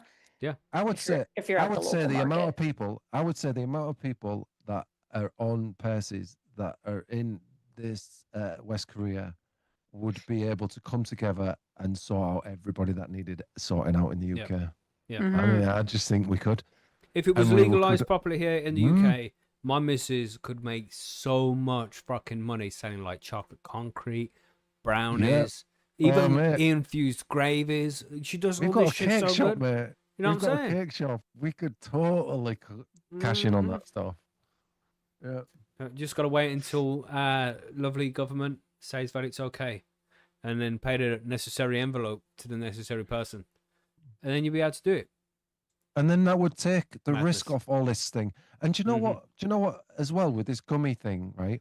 I've noticed in the comments because I looked in a few other ones and past ones that we've done before. That's why I know it's exactly the same. What verbatim at the end what the BBC said in the one I said before. Jesus, infused There's sweet baby no- rays. Sorry, yes, I hear that. Sorry, Smee. Yeah, no worries. There's no parents in the comments mentioning anything about this. Not fucking one. Right. So if you think it's such a big deal with parents and it's such an epidemic, then parents would be kicking off, wouldn't they, everywhere? But it's not. It's just these people chirping, saying on behalf of like parents. Wait. It's not. No parents in the comments. Muppets. We Yeah. ain't falling for it anymore, Anyway. people. That's the news, everybody. Do with it what you will. You know, not really any forum news today, I don't think. Nothing to add. We probably need to get Plant of the Month off. Just being distracted. Got lots going on. Been very busy this week. Anything to add on your side, Margaret? Side of Bite Me? You got anything interesting going on? No, not at the moment. But if you haven't subscribed to Bite Me Podcast here on YouTube, what are you even doing? Yeah, what are you even doing? What are you, man, get over there. Yeah. Jesus. Just take 2 seconds. Click support Margaret's channel. Right. Do it. And maybe go through some videos where I hit some likes on that. You know what I'm saying? Yeah. Share, subscribe, all that YouTube stuff. You know what they say? You know all those influencers and stuff, the stuff they say. You see them all the time, Mr. Beast. Imagine what Mr. Beast would say. Do that. That's what I'm saying. Yeah. Anything else to add here? Billy, you got anything to add? That was probably a bad decision asking Billy. You saying, Billy? No, so I'll let you off the hook. Thank you, Billy. I appreciate that. Anything to add to me? No. That'll do then. Go to the smoke Oh. break. There we go. We can relax for 5 minutes now. Which usually ends up to 10, 15 minutes sometimes we do these smoke breaks for. You know, when I'm editing the podcast the day after, and the smoke break, well, it'll be Friday when I'm editing for the in between the news and the Grow Guides or Listener Mail, as we're doing now. I'll be like, how long have I got to go till I find it? Sometimes 15 minutes, sometimes 20 minutes, man. We're just sitting here chatting shit. It's funny. It's funny. We covered some good stuff in the smoke break. Only available to the live listeners. Super cool. Yeah. Nice. Marcus Pera said, I'm subbed up. We'll comment. Do it. Nice one. Interaction matters. Apparently YouTube are changing the way views work on YouTube now as well, because they're losing so many views. Yeah, people are going to other platforms now, you know, like Rumble, right? Because you're allowed to speak freely more over there. You say what you like without being censored so much. So yeah, people are actually starting to move off YouTube. Yeah, it's good, man. It's good. It needs to happen. Yeah, no, it's right. It is. It needs to happen. YouTube, people are getting, like you said, fed up of the restrictions. Yeah, just censorship everywhere, and you don't get that on Rumble. You know, and there should never be a monopoly either. They keep moving the goalpost, don't they? It's like, you can't do this. No, you can't do this. No, you can't do this. So things that you've been able to do for years now can't do. And then, you can't even say normal, not normal words, but it's like you can't say death, can't say kill, can't say dead, sexual can't say assault. rape, can't say, what's the other one? Suicide. You can't say these words, you just get flagged. Now this video isn't going to be shown to anybody because we said those words. Yep. It's like, come on, YouTube. So you can't even have a conversation now. Bakalaka daka daka, stuff like that. Do you know what I mean? You can't. And that's off a film, for God's sake. You know what I'm saying? A funny film. Damn right. Yeah. Oh, speaking of funny films, I watched Airplane the other day. From what was it? When was it from? 1970? That movie or something ridiculous? Is that Leslie Nielsen? What movie? Yeah, Leslie Nielsen. Leslie Nielsen. Okay. 1980 was. Man, I don't laugh at films very much because I find it really hard to like suspend disbelief. Is that what it's called when you're watching a movie? But a couple of moments in this film had me fucking laughing, man. And I was like, yeah, that's funny. I don't usually get that. That's nice. Funny movie, old school 70s movie. And I pointed out to Smee the next day. I told him, I was like, watch this Airplane film. And you know the autopilot, the blow up doll autopilot? Go and have a look at that on YouTube. And if you're listening now in the smoke break, just you guys live, go and have a look on YouTube and type in autopilot from Airplane movie. And it's an inflatable character in the movie. The guy looks like Charlie Kirk, man. Like, really? For real. Like, this guy, how does the inflatable puppet from the 1970s look like Charlie Kirk? It's madness. It's madness. But yeah, go and have a look, everybody. Doppelganger. Yeah, crazy. As soon as Mackie pointed it out to me, I couldn't stop seeing it. And then Billy joined the Zoom call later on. It was like, Billy, go look at this. Tell me who it looks like. And he's gone over there. He's like, Patrick Swayze. No, that looks like Charlie Kirk. I was like, yes, you see? You see? Yeah, we're not crazy. Yeah, so that's what he looks like, everybody. Crazy. I found that funny, but that wasn't an intentional joke in the movie, you know what I mean? Oh, shit. You watched anything this week, Margaret? You just been outside? Well, I remember, just to say, sorry, I got bullied earlier by Smee. He bullied me into making me do this. I don't know why, but he sent me, I done his AC or DC Infinity thing, and then he sent me a picture and then said, I need to troll you with that. Otherwise, he's going to beat me up. Forgot all about that as well, Billy. That's right. Brilliant. No worries. Yeah, so that one's from Smee. He said to troll you a little bit with that. John's out there now dressed like that at some festival he's doing. Yeah, that's how you go. Yeah. He's probably got that sign as well. Just saying. Brilliant. That's John right now. Nice ones. I'll change it back now, just not to offend you too much. That's exactly the way it was supposed to go. Beautiful. Oh, thank you for that, everybody. I'm gonna go grab a drink out the freezer before it freezes, but it will be extra cold. Right, yeah. So talk amongst yourself. Margaret, please control the conversation. Want to say talk amongst yourself? I mean, Margaret, you say stuff. Margaret, please. Margaret, talk, please. That's so much pressure. Yeah, some pressure. I'll be back in 2 minutes. Didn't you already get a drink? What the heck? Yeah, it's because of all the talk about his boyfriend on Airplane. You know, the blow up one. Oh, yeah. I guess he's He's just gone to go, shake a leg. I guess so. I guess all the embarrassment just makes him thirsty. That's okay. Oh, he's thirsty, all right. Oh, dear. It's gone downhill since Mackie's gone out. What's going on? No, I don't think so. Uphill. Well, yeah. Well, automatically does instantly. I was gonna say it's quite low to start with, isn't it? With Mackie, like. Yeah, maybe. Well, I don't set the bar very high, so yeah, I was gonna say the bar's not that high. It's not like even midget could I do the high jump on that bar, mate. I think saying. All right. Saying, like, yeah. Well, careful about the midget. Sorry, what are they called nowadays? I don't know. Midgets, that's what they're called. Yeah, they are that's called what they called them in Time dwarves. Bandits. And that's what my little niece exactly says she would rather be midgets called. in Time Bandits. So is it midget? Just saying, people, just saying. Yeah, my niece, I spoke to her about it last time. It got brought up. Fucking, I asked Margaret to speak, and I just hear you two pair of fucking cunts just chatting absolute flags. You know what I'm saying? Yeah. Margaret's sitting there quietly. You had no idea I said. piped up here and there. You tried, Margaret. You tried. I did. I can't hear you when I walk away. Is that what you think? Ah, yeah. No. Well, yeah. No, we do think that you can't hear us. It's not that. It's just we're not bothered about whether you hear it. They don't care. Yeah. That's irrelevant. You're not at your microphone to say anything back. So I mean, can't do anything. No, right? Brilliant. Well, It's just more encouragement to speak even worse shit, isn't it? Really, to be honest. I think so. We like to speak freely around here. That's what I think. Though What'd you get for a drink? San Miguel. See. The lager. Oh, very nice. Yeah. And it's out the freezer. It's been in the freezer for like an hour, so it's good. You know what I'm saying? Yeah, it's good when they're cold. But summer's coming to an end soon. And then I won't be drinking so much lager. Back to the whiskey. Yeah, back to the whiskey. Yeah. It's just, it's been so, man, we've had such a good summer. And winter might be shit, but... When we have such good summers like this, winter is not it's like, as at dreary. least we had a good summer. You know, when you're freezing, at least we had a good summer. And if we could guarantee this every year, then winters just wouldn't be as bad. Yeah. Because you know that it's gonna winter's not coming. You know what I'm saying? Yeah, and even if it doesn't snow, that's cool. But it's just there's so much rain over winter. It's so dreary. That's what pisses me off.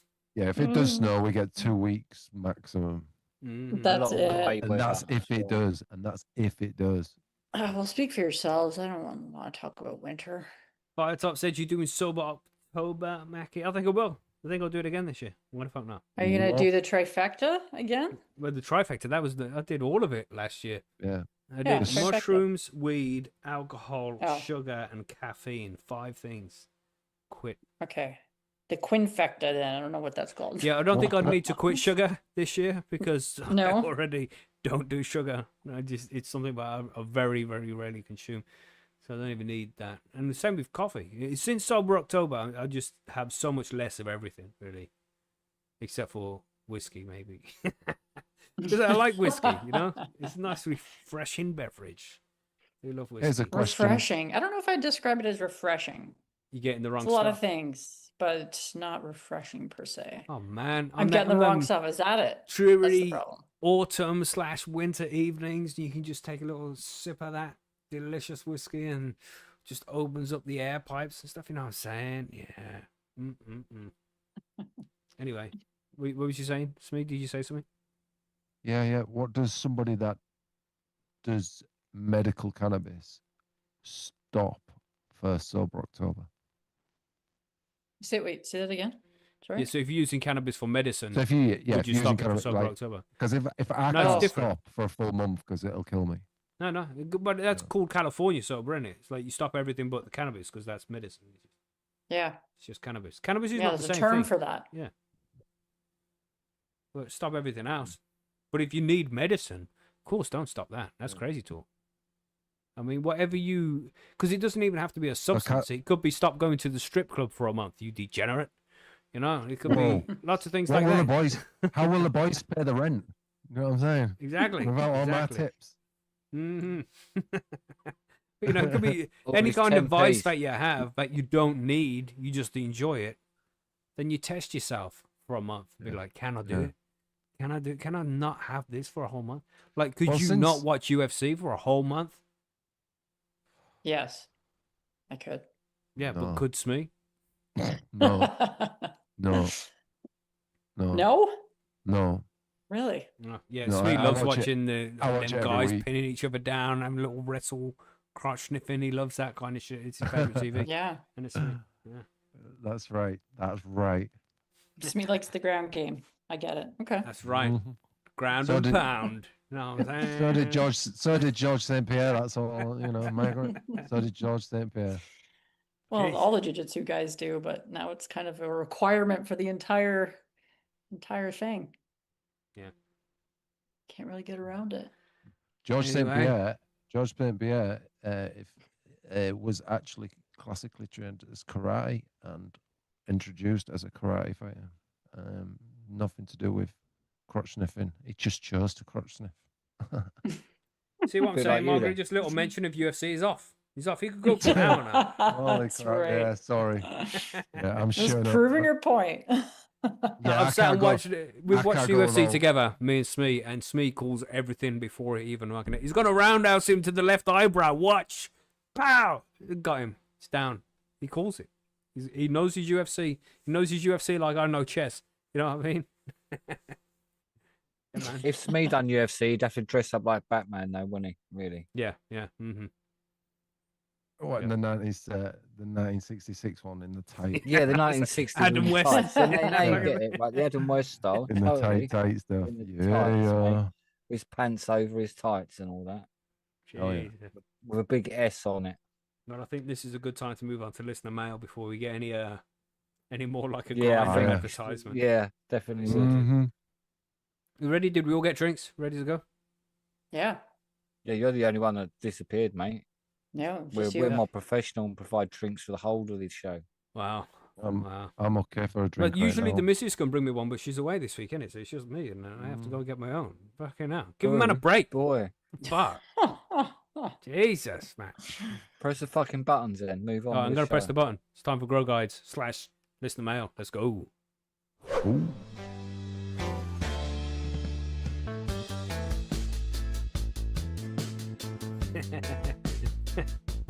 We're just remembering something that I've done here in this episode. Yeah, it's pretty funny. We'll see when we get to it. Lobby Lobster sends in a question as he does every week. We appreciate you, Lobby Lobster. Thank you very much, man. Says, hello, panel. It is I, Lobby the Lobster, the classic Lobby the Lobster intro. Getting this week's question in early as I have been having internet issues, so not been scuttling around on the forum as much as the last few days. Could have been those pesky Russians cutting undersea cables. Russians. Yeah, Russians. Crustaceans. Yeah, Russians. Yeah, like that. But yeah. You also keep an eye on them. There, Lobby. You know, all the internet, because people think that the internet goes through satellites and bounces around and stuff, but no, it goes through cables under the ocean. Crazy to think. Crazy. But anyway, he carries on. Bones. Anyway, my question this week is do you think with all these breeders making crazy crosses every week and releasing new strains, do you think we will get to the point where every strain will just become some generic strain with no individuality? I'm sure trying the local sea monkeys medical stuff, it's already happening in the commercial sector. Well, you think everything's going to become the same? I mean, I the don't more, know. the more different it gets, the more same it becomes. Yeah, it's like everybody just heading in the same direction to a final boss strain, which will be like S5 Cross haze. after cross after cross. Yeah, I Mhm, see where he's going mhm. with that. You know what I mean? It's going to That's a end good up question. Generic wank. I could see it happening faster in the commercial sector for sure. I think it started happening a few years ago when everyone was just chasing THC content, Hmm. and we was losing the terpenes, and everything was starting to taste the same. Yeah.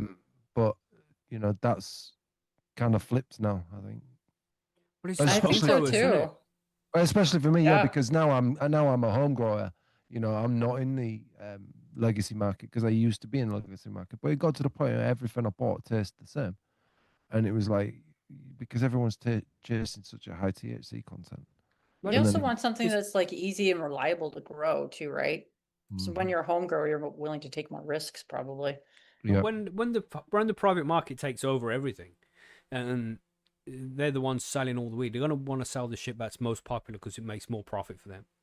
You know, and that's what we've seen before. Stardog everywhere, just Stardog. And eventually, if one strain gets so popular, but they're just growing Stardog for 12 months, then all the other strains are going to be disappearing from the market because nobody wants it. Yeah. And you can't get that shit back once it's gone. It's going to be these guys in, you know, the old school home growers. They're keeping hold of the strains. They're doing the background breeding. That's where a lot of the good shit's going to come from. That's where the variety is going to come from. I think, like it always has been, just these small growers in the background. You know what I mean? Because remember that story you did not so long back, Mackie, about the guy who was a smuggler and he knew that so many mules were going to get nicked at the border and stuff like that, and he was saying all this Stardog, all this, that, and the other, it's all the same stuff come from the warehouse, just packaged in different stuff. You know what I mean? And that's because everything tastes the same, and because that'd be so shit. Because it is. Fuck. You know what I mean? Imagine losing the variety like that. Ugh. Be so sad. I'm so glad. You just cannabis now. You don't have all of these different varieties. I'm so glad I got over the anxiety, and I can get it for other people, some people, because I really didn't want to grow when my son was like young. And as soon as I knew my son was old enough to understand, not just understand, but like, you know, if anything did happen to me, still be able to get on in life. That's when I was like, right, and I don't regret it. I don't regret it. First, you're all obviously nervous at the start, but now I follow the rules and everything is copacetic. It's really good, and I've managed to find the medicine I need. Knowing it's clean and not coming from, I don't need to go meet some dodgy geezer in a car park anymore or anything like that sort of thing, or you know, get in bed. You still do that, but it's for a different reason, isn't it? Shh. Yes, yes, Mackie, but shh, not the time. That's a different podcast. Wholly different podcast. Yeah, so I do think that maybe the big industries will become like pinpointed on a few specific strains, but in the background, the home growers, they're always going to save the day, man. They're going to have the good shit. That's why home grow must be protected at all costs. Absolutely. Yeah. He also asked here as well, is shortbread biscuit or a bread, and why is sourdough not actually sour? Fucking love sourdough. And so do I. Shortbread, I don't know, It's maybe because of the shape of it. Yeah, it's a biscuit. Yeah, I'd say it's a biscuit, but it's shortbread. It's one of my favorites. Yeah. I kind of don't think it's a biscuit nor bread. I think it's shortbread. It's its own entity. Category. Yeah, completely. A whole new category. Okay. Yeah. It's too good to just be a biscuit. And it's not a cookie because it doesn't have chocolate chips in it. My son is very, very picky on what he eats. He doesn't eat crisps. He doesn't eat ice cream. He doesn't eat sweets. He doesn't eat anything like that. But he will eat shortbread like it's going out of fashion. That's how good shortbread is, you know. And also, just to add there from Free Nugs, from Lobby Lobster, he said at the end, "Haha, beat you this week, Free Nugs." There we go. A little bit of competition for you there, Free Nugs. We had a question last week here from THC Lover, but he sent it in a bit too late. We didn't get it on the show, so we're asking it now. It says, hi on Homegrown panel, long-time listener, first-time questioner. Been growing for a long time and have always left my water out for 24 hours before feeding, so as to apparently degas. So my question is this just bro science? It's something I've always told you should do. I have at times forgotten with no apparent ill effect. I can't see any big commercial grow-ups doing this with thousands of gallons of water, or do they? Thanks for sharing your wisdom as always. Right. It depends, good question. right? Because you got all this chlorine in the water, but you've also got chloramine as well. And the chlorine will evaporate out of the water after, say, 24 hours. Sometimes it can be a bit longer, sometimes a bit less. Depends on temperatures and things like that. But yeah, most of the chlorine will evaporate from the water, but the chloramine's going to stay in it. That takes much longer.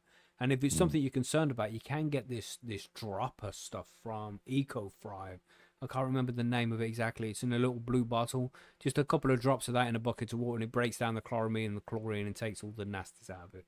Or you can get RO water if it's a concern. But if you're growing in cocoa or hydroponics, not really a massive deal, because the chlorine and stuff helps keep the water clean, which is what you want when you're in hydroponics. But if you're growing in living soil and bacteria is important in your grow medium, then you don't want to put too much chloramine and chlorine in it, because it could kill some of the life off over time. So it depends on the medium. If you're doing hydro, don't worry too much. If you're doing living soil, maybe get filtered water, RO water, or use some of those droplets from Eco5. I think that would be the best way to handle it. But Smee, what do you do with your water? Yeah, I used to keep fish, so I know all about the chloramine, chlorine, and all that sort of stuff. For 20 years, I kept fish. So yeah, you're absolutely right, Mackie. That chloramine, it sticks in for ages. But instead of going for the, what was it you said? The droppers, which they'll be Eco5. Yeah, Eco5. Yeah. I don't know the price of that, but I'm imagining because it's for cannabis, it will be kind of expensive as compared to something I used to use when I was keeping fish. So it's called Seachin Prime. You can get it off Amazon. It's like £5 for 100 milliliters, but it's super concentrated. I use 1 milliliter in my 40-liter reservoir. All right. And that just kills 1 milliliter. 1 milliliter. It's that. Okay. But I've used that for 20 years, keeping fish alive. Right. No, that's a good little trick, because you're right. Because it's a cannabis thing. They charge more. And you're like, what? The fish people have been doing this for a while. And I buy one bottle. I buy one bottle a year, something like that. £5 a year, something like that. It costs me. But yeah, it's really good. And there's also a crystal you can buy called thiosulfate, something or other, some thiosulfate, and you can melt that crystal down, and that does exactly the same thing. And you can buy stacks of that for but because it's Seachin price so cheap, why bother? Someone's already done all the hard work for you. Don't have to keep a sack of this stuff and mix it with water and do the math. What do you think, Billy? As a living soil grower, what do you do with your water? Yeah, I try to leave it 24 hours or a little more if I can, and give it just a stir to put some oxygen back in it. So yeah, if I can, I do. And that's it as well. If you are letting it sit to degas for 24 hours, have an air stone in it to keep the oxygen in the water as well. That would help. But as I say, in hydro, grown in cocoa and things like that, don't worry, man. I mean, I've done it before. Like you said, I'd leave it out for 24 hours, but there'll be, and you have to do this every day.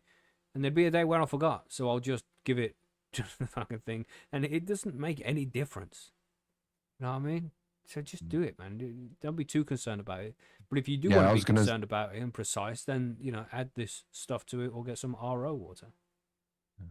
Yeah, I was going to say that as well. The times where I've run out of this prime stuff or where I've, forgot to use it, I've never panicked because it's not like super high level, of an issue. Your plants will easily bounce back. Like you said, Mackie, it's mainly for the soil growers that need to keep the microbes.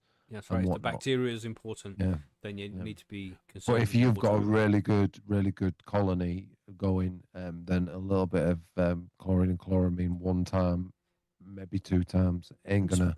Spartan Grown said when it was a long time ago.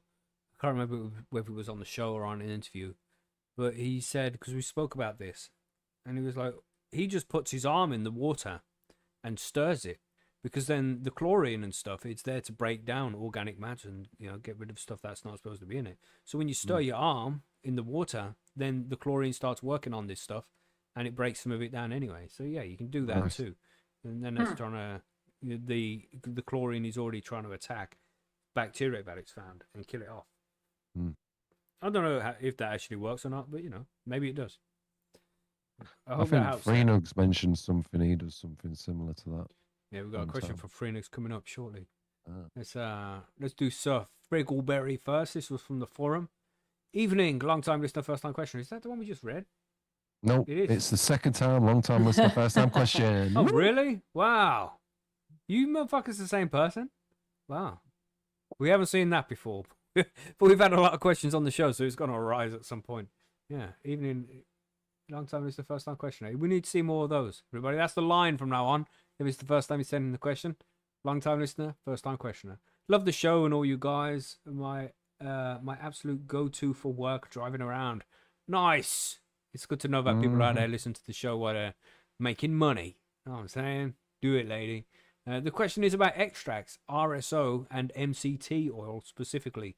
My understanding is that these extracts are typically made with the more sedating type strains, but do any of the panel have experience with using strains like Jack Herer or any CBD strains, and is it worth doing? I'm asking because my current grow is Jack Herer, Charlotte's Angel, Granddaddy Purple, and OG Kush. What a selection! Look at that. When I read this question, taste. I really liked it. I love this question. Yeah. So he wants to make the most out of each plant. Cheers and happy growing, everyone. Good question there, Sir Friggleberry. I think you want to take this one away. Smee, Margaret, you both know. Margaret, you want to talk about it?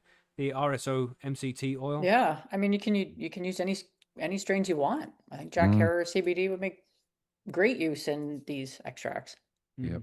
Do it.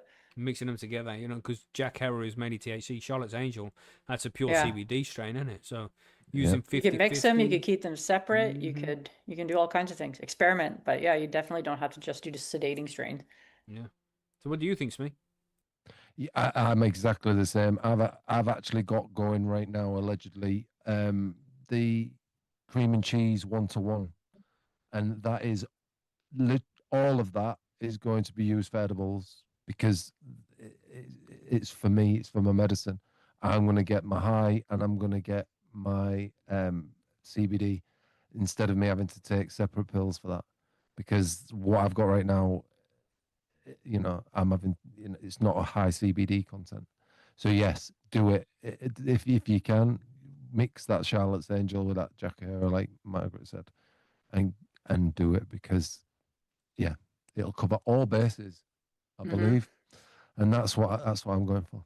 Yeah, that's the fun about making your own too, is you can literally do whatever you want. Yes. Plus, I've also got something else in there as well, so it's not all just, there is the THC based stuff in there as well. But yeah, all of my 1-to-1, all of my CBD cream and cheese is going to edibles. So, also, he's a bit of a liar. This guy is a bit of a liar, or girl. Why? Love the show and all you guys. There's no way that, no way. You got to dislike at least one of us. That's all. That's how we roll. Well, it's me, mate. I'm someone that, well, I didn't want to point it out, but yeah. So that's how I know the liars. Only messing. Great question. Well, and also, what am I, chopped liver? Come on. Yeah, so you can either make these gummies and make some CBD, some THC, mix them together, or just make a shitload of THC ones and a shitload of CBD ones, and then you could take one of the THC and two of the CBD, or vice versa, and you can find the balance and see what works well. That's a really good idea as well. Yeah, that's the way to do it, there, man. You're on it, bro. You're on the right steps there. You're on the right track. Good choice of strains. Got some CBD in there as well. It's good shit, man. You're going to have a good time when that comes down. Nice. Keep up good work. Thanks for the question. Freenux, you're in the chat there. Thanks for sending in the question. We got a question from Freenux. Here we go. As we get into the later parts of the outdoor grow season, what are some of your best tips and tricks to keep botrytis, bud rot, at bay when the weather starts turning against us? I've already done the obvious thing like lollipopping and defoliating to try and improve airflow and reduce moisture around the buds. And I've done pretty much everything I can think of to give the plants the best chance of making it through the final weeks. But once we get into those colder, wetter autumn conditions with high humidity, dew, rain, and much less sunshine, what else can you realistically do to protect plants? Are there any particular things you would recommend doing during the final weeks of an outdoor grow to reduce the risk of botrytis without causing more problems than you solve? Is there anything you wish you had known about finishing product plants in the late season of weather? Basically, once you've already lollipopped, defoliated, and done everything obvious, what are the best end of season outdoor growing tips for getting those plants safely through the final stretch without losing the crop to botrytis? Thanks for the question there, Freenux. Hey, that was a pretty when was little he novella. A bit of a novella there. I think I fell asleep while you done that. Is that last 3 lines basically? Brilliant, Yes. brilliant, Phoenix. It was Brilliant. so long you had to summarize it for us. So that But was the thing is, he only sent it in one sentence. But I took it to Yeah. ChatGPT and I was like, make this question as long as possible. Oh, And it did gave you? me all these paragraphs. Oh wow. Oh, Phoenix, he's Troll. trolling now. He's probably sitting there Lucky, listening to that's- this like, I didn't ask that. I didn't say all that. Funny. There we go. Thanks for the question, Freenugs. Much appreciated. So yeah, is there anything you can do when growing outdoors to prevent botrytis or bud rot? Well, you would know more about this, Margaret. Is there anything you do? Not really. I mean, maybe I Cross your fingers. cross my fingers more as I get to the end of the season. But I mean, what can you do? Yeah. That's what you The can only do. thing I would suggest actually is like, do I wish I knew before is maybe how great autos can be for the outdoor grow in a place where you deal with this kind of thing at the end of the season, because they'll just finish faster and then you don't necessarily even have to deal with it. Yeah, this is one of the, like you say, one of the best points about autos is you Yeah. can get it done way before that cold, wet weather arrives, man. So if you want to, obviously it's too late now. If he's planted plants out there in their photo period, he can't change them into autos. But next year, autos the way, man. Get that shit down at the end of August. You don't need to go into September, October, maybe even November to those colder months, because then you stand. You're not going to make it chance. to November where Freenugs is or where I am. You're not making it to November. Yeah, you barely even make that in the UK. It needs to be down before Halloween, you know. Yeah, one done at the beginning, one done at the end. You know, one planted at the beginning, one planted in the middle. Nice. But you're doing the right things there anyway, Freenugs, with doing some defoliation to make sure it's got enough airflow and make sure nothing's leaning against a fence or, the window to a greenhouse or anything like that. That's the best thing you do. Airflow is so important. And if it rains a lot and then the plant's just sitting there with all the water on it, maybe go out there and shake some of the water off just to make sure you don't have droplets hanging on the plant for too long, because that can encourage the mold spores to germinate as well. But really, when you're outdoors, there's not really much you can do. You just have to be hopeful. Make sure there's good airflow. Make sure it's strain resistant to, and only resistant. None of them are ever immune, but you can get some of them that are resistant to rot. So that helps. Would you do more like maybe if you're growing like regulars, would you grow maybe more indica leaning ones then? Because some of them sativas like 20 weeks. So what is it? Oh yeah, Dr. they would take too Greenspoon, long. 20-week flowering period. It's too long. Yeah.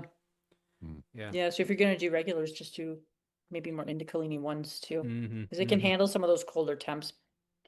Yeah, and if you want a sativa, then Do it indoors. Do it auto flavor, because Right. I like Yeah. hazes, but to grow a Yeah. haze 12, 14, 16 weeks to get just a flowering period for a nice haze.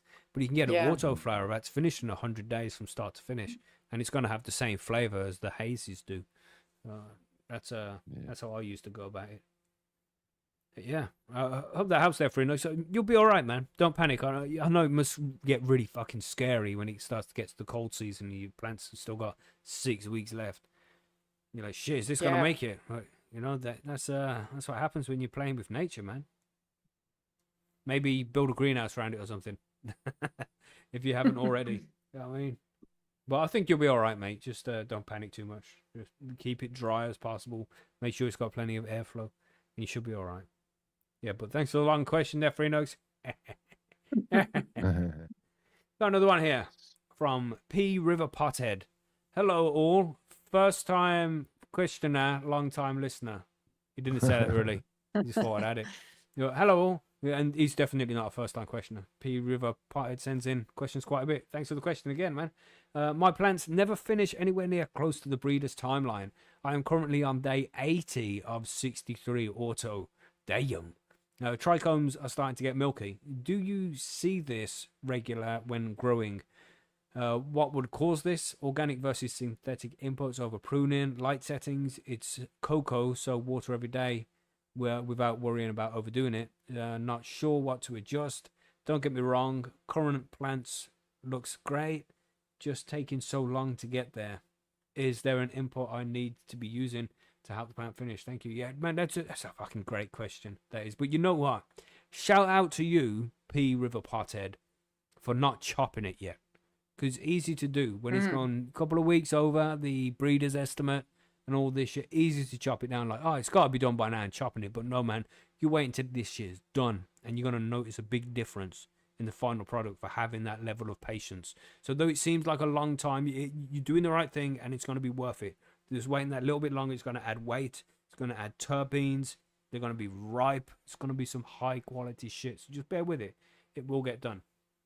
Right, now when it comes to autos, I don't know whether it's bro science or just the internet rumor or things like this, man, but I've seen many times said all over the internet how autos, their trichomes don't go amber and you could be waiting for ages for it. I don't know how true it is. I got to a point where I didn't even check the trichomes on the autos. You know, it just starts to look done. You know, as you say, with experience, it smells done, looks done, you know, and it's time to chop that shit when it gets to the right point. You get used to it. But maybe you shouldn't be checking the trichomes so much. Does it look done? You know what I mean? Does it smell ripe? You know what I mean? I don't know how many grows you've done or how experienced you are. But, you know, just start getting used to looking at it like that as well. It's not always the trichomes that tell the difference. But for me as well, so I'm just fucking rambling now, but I would always like to let my autos go for about 100 days, regardless of what the breeder says. The breeder wants to have seeds getting sold as much as possible. And sometimes they can be like, oh, yeah, it only takes 50 days for the flowering period. It's not true.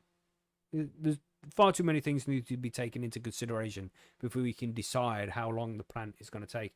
Like you say, is it in hydro or soil? How long are the days? You know, is it getting 12 hours a day light or 18 hours a day light? That makes a difference as well for autos, you know, obviously not for photo periods. But all these things need to be taken into consideration. And you just have to wait until it's done. Just have to wait until it's telling you, like, I'm fucking done. When senescence sets in and it starts to look like it's done, take that shit down. Don't worry about the trichome so much. What you think here, Billy? You want to add something to this one? Billy's on mute. Sorry, mate. I was distracted there. It's all good. Nothing to add? Not really, to be honest. No.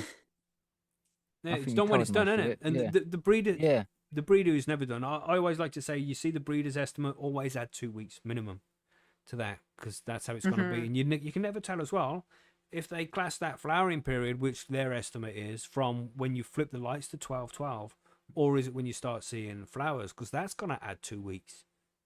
You know, just because you flip it to 12-12, it's not in flower. When you start seeing some people say it is, but when you start seeing the flowers forming, that's when it's in flower, in my opinion. You don't know which one the breeder is choosing. You know what I mean? So they could say 8 weeks, but it might actually mean 10. And then you add a couple of weeks on top of that as well, so 12. It's done when it's done, man.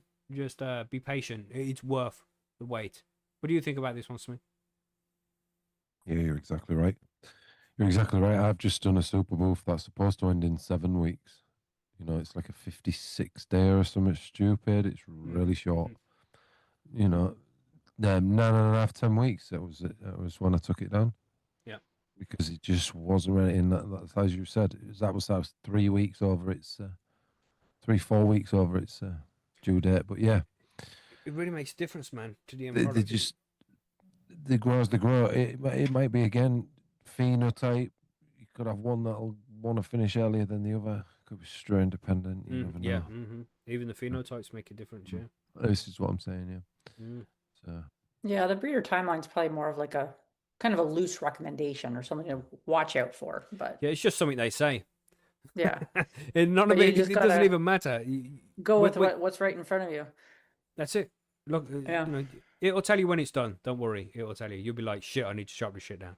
You'll see. You'll see. You'll get there. It's maybe what the breeders, because obviously if the breeder's done it right and he's gone through years and years and years of getting these seeds correct and stable and, you know, good. But this is the thing as well. He was probably be able to grow them in that timeline. Yeah, because he's that's growing his them for situation. years, Yeah. exactly. Mhm. So it's like, yeah, I could do it in 64 days. Where a new grower is going to be like, stunt it. You know, that adds time So many on. things, man. So many Exactly. different environmental conditions can add 10 days to the grow. Mm-hmm. Just the Exactly. Yeah, smallest all thing. kinds of different Yeah. factors. Change Your one relative factor and you're humidity. changing the timeline. Exactly. Yeah. You've got a difference between 10% in relative humidity. It's changing the timeline. Yeah, for real. So you can't really tell everybody. You go listen to that It's episode done that we when have it's about done, harvesting, like you said. like how to tell when it's ready. We got an episode where we go into loads of detail about all the different ways you can tell. So go and check that episode out. But patience is needed when it comes to this this kind of thing. Yeah, you've got that bit down. You know, Yeah, 80 and days. you've got that. Just stay patient, man. And you know, don't listen to what the breeder says about anything. I mean, look for the flavor. Like it's going to taste like this, taste like that. Hopefully, you'll be okay. But just because it says 25% THC doesn't mean it's going to be 25% THC. Mm-hmm. Doesn't mean you're going to be getting 600 grams per square meter, like they say. Mm-hmm. That's bullshit too. It's going to take 8 weeks. Bullshit too. You just look for something you know is good and go with it and grow it until it's ready to be chopped down. Yeah. Everything else is bullshit, in my opinion. Know what I'm saying? Yeah. But Yeah. Mm-hmm. I think that helps. Totally, Good yeah. luck. Good luck. Just stay patient. Chop it down when it's ready. And of course, if you need help, just get pictures up on poses and be like, "Is this ready for harvest?" And you know, we can take a look at it and see what we think. See what collectively we can come up with and see if it's ready for harvest. But stay patient. Yeah. It will be worth it. It's nice when you're weed rich and you know you've had a couple of harvests and you're sitting on 5 ounces and your plants look done and you got an opportunity to be like, no, I think I'll push them a little bit further. But you know, if you don't have weed and the plant's looking done, you're chopping it. Mm-hmm. That's the way it has to be sometimes. Yeah. It's not. It's nice to be able to be patient because you're weed rich and you don't have to fuck around. You know. Yeah. So good luck, man. Keep up the good work. We have a text from Dave. What's Dave saying? Yeah, Dave said he was a bit disappointed the other night.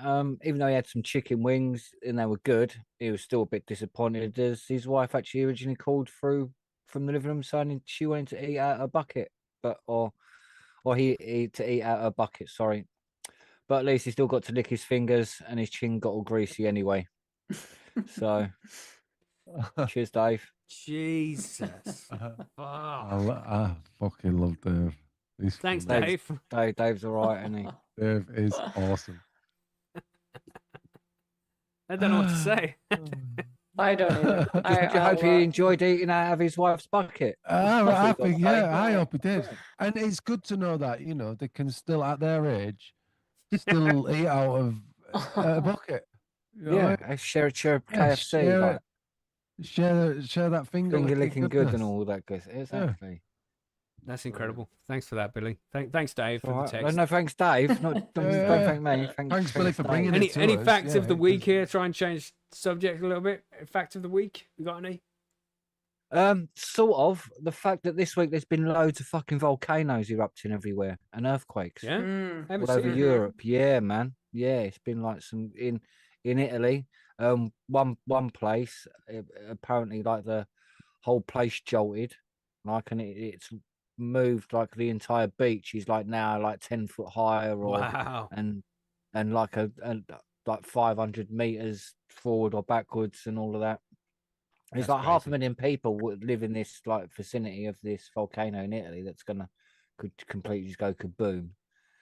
And the problem is, though, with that one is that surprisingly enough, the officials have admitted some evidence about all the movements and all that, and so people aren't as scared. Oh. So, but yeah, it's crazy, man. I've just checked it out, Billy. You're right. There's 1, 2, 3, 4, 5 places where volcanoes have recently erupted. I don't know. There's 5. I've definitely heard of a couple, but. Yeah, I've just like going off. Yeah, some of the bigger ones. Mount Etna going off. Yeah. Yeah, the Fuego in Guatemala, the Karashnikov or something or other in Russia. Wow. The Dunkono and Ibu in Indonesia. So there's 2 there. This is just another reason why England is the greatest country in the history of the world ever. because we don't get these problems. We get earthquakes, but only small ones, because we Yeah, had we a don't notice that. 1.4 in Cornwall the other week. Oh, really? Really? Yeah. I mean, there was one The in my epicenter whole wasn't that life I've far from me, experienced really. one earthquake, and that was like 20 Yeah. years ago. I was asleep through it. Never seen a volcano going off. There's been no locusts. Well, no. There's there's no hurricanes. I suppose there's some hurricanes, but nothing. No tornadoes. And we're very lucky here in England. We're very lucky. The weather's even scared of us, and so are all the poisonous animals. We killed them all, so we're all safe here. Well, wait a minute. Sorry to go on a tangent. It says, if you want, I can show you, because this is ChatGPT, by the way, and I've asked it to double check. So if you want, I can show you the volcanoes that are erupting right now and where they are on the map. So I put, sure, let me know. There's not 5. There is 1, 2, 3, 4, 5, 6, 7, 8, 9, 10, 11, 12, 13, 15. Whoa, you're doing really good with your counting there, Smith. There's like 25. There's like 25 all fingers and all toes erupting he right used now. then. Sorry, I know, right? I ran out. Crazy. Did you notice my struggle after 20? No. 'Cause I ran out of fingers. Started to stutter after 12. Yeah. You know? Oh yeah, definitely. But yeah, there's like 25 going at the minute. That's crazy, And man. in Indonesia, they hold the most. There's like 12 after of the 25 that are in Indonesia erupting right now. And then there's Mexico, Costa Rica, Colombia, Ecuador, Guatemala, USA, Hawaii, Alaska. Wow. Italy. Whoa, So there's so many a lot going, of. yeah. That's probably not good. Typically, for That's But the what way do you it do? goes. Don't Kinda live like near a your volcano. cannabis grow. It's Yeah. you know, it's the way it goes. wow. I But stay never safe, knew everybody so out there. many was Yeah. just Yeah. active and erupting it every day. Wow. Mhm. Cheers, Billy. Maybe That was cool. Yeah, the polar ice cap's going to be Mhm. no the magnetic pole. I think it's going to be flipping soon. You think that's why there's been more activity? Oh, maybe. hmm Mm. There's I'll something tell you- going on. I tell you But- what is right. EdTech in the chat. That's right. He's Smooth's very high today. absolutely spot on. Forgot about that a little bit, but have all the 1,000 milligrams like kind of all converged Hell yeah. into a Wow. consortium that is SME right now? See what I did there? Consortium, yeah. After last week's controversy. Yes, I got it. Herb Smoking in chat said, I'm always up for a good conspiracy theory. Tell me what. It's not a conspiracy theory.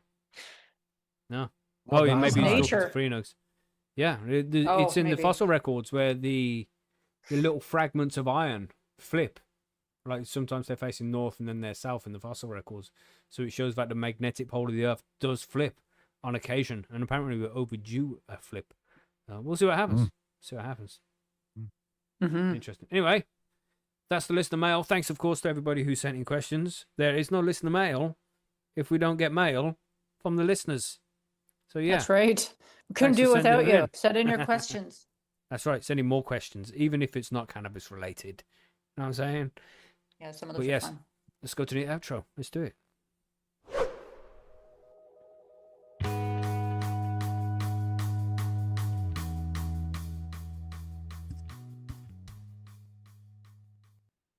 Fading music professionally. There we go. Good show, everybody. Good show. Shout out to John, whatever he's doing out there in his Mad Max festival he said he was going to. Hope he's having a good time. Yeah. I That's hope he's the front or the back of the human centipede, not the middle. You know what I'm saying? Remember that South Park episode? You know what I mean? Don't worry, Kyle. I believe in you. Savage. Yeah, good TV. South Park. Epic. Well, yeah, lots covered in this episode, as always, with the news there and the listener mail. Send us in questions if you have any. Shout out to EdTech in the chat. Need to get you back on the show sometime, bro, so we can chat some shit. You know what I'm saying? Smee, get some sleep. Now, we've probably got to go play Minecraft now. Yeah. I mean, go do some treasure hunting on Minecraft. Margaret, you can join us if you like. I've got things to do and food to eat. I'm hungry. I've got so many things to do. I've got to, like, get Yeah, like, diamond, you do it anyway. and then from getting diamond, I need to create some lots of stuff. Can't even remember yourself, can you? You sure you don't want to No, just mate, I am. Okay. No, mate, I'm high. I'm not sleepy. That's right. There's a big difference. Oh yeah, there's an know what I'm saying? absolute difference. Yeah. Well, yeah, thanks as always, everybody. Like, share, subscribe, all that YouTube stuff. And don't forget, if you're listening right now, still doing this right now, it's the end of the show, so you can go now.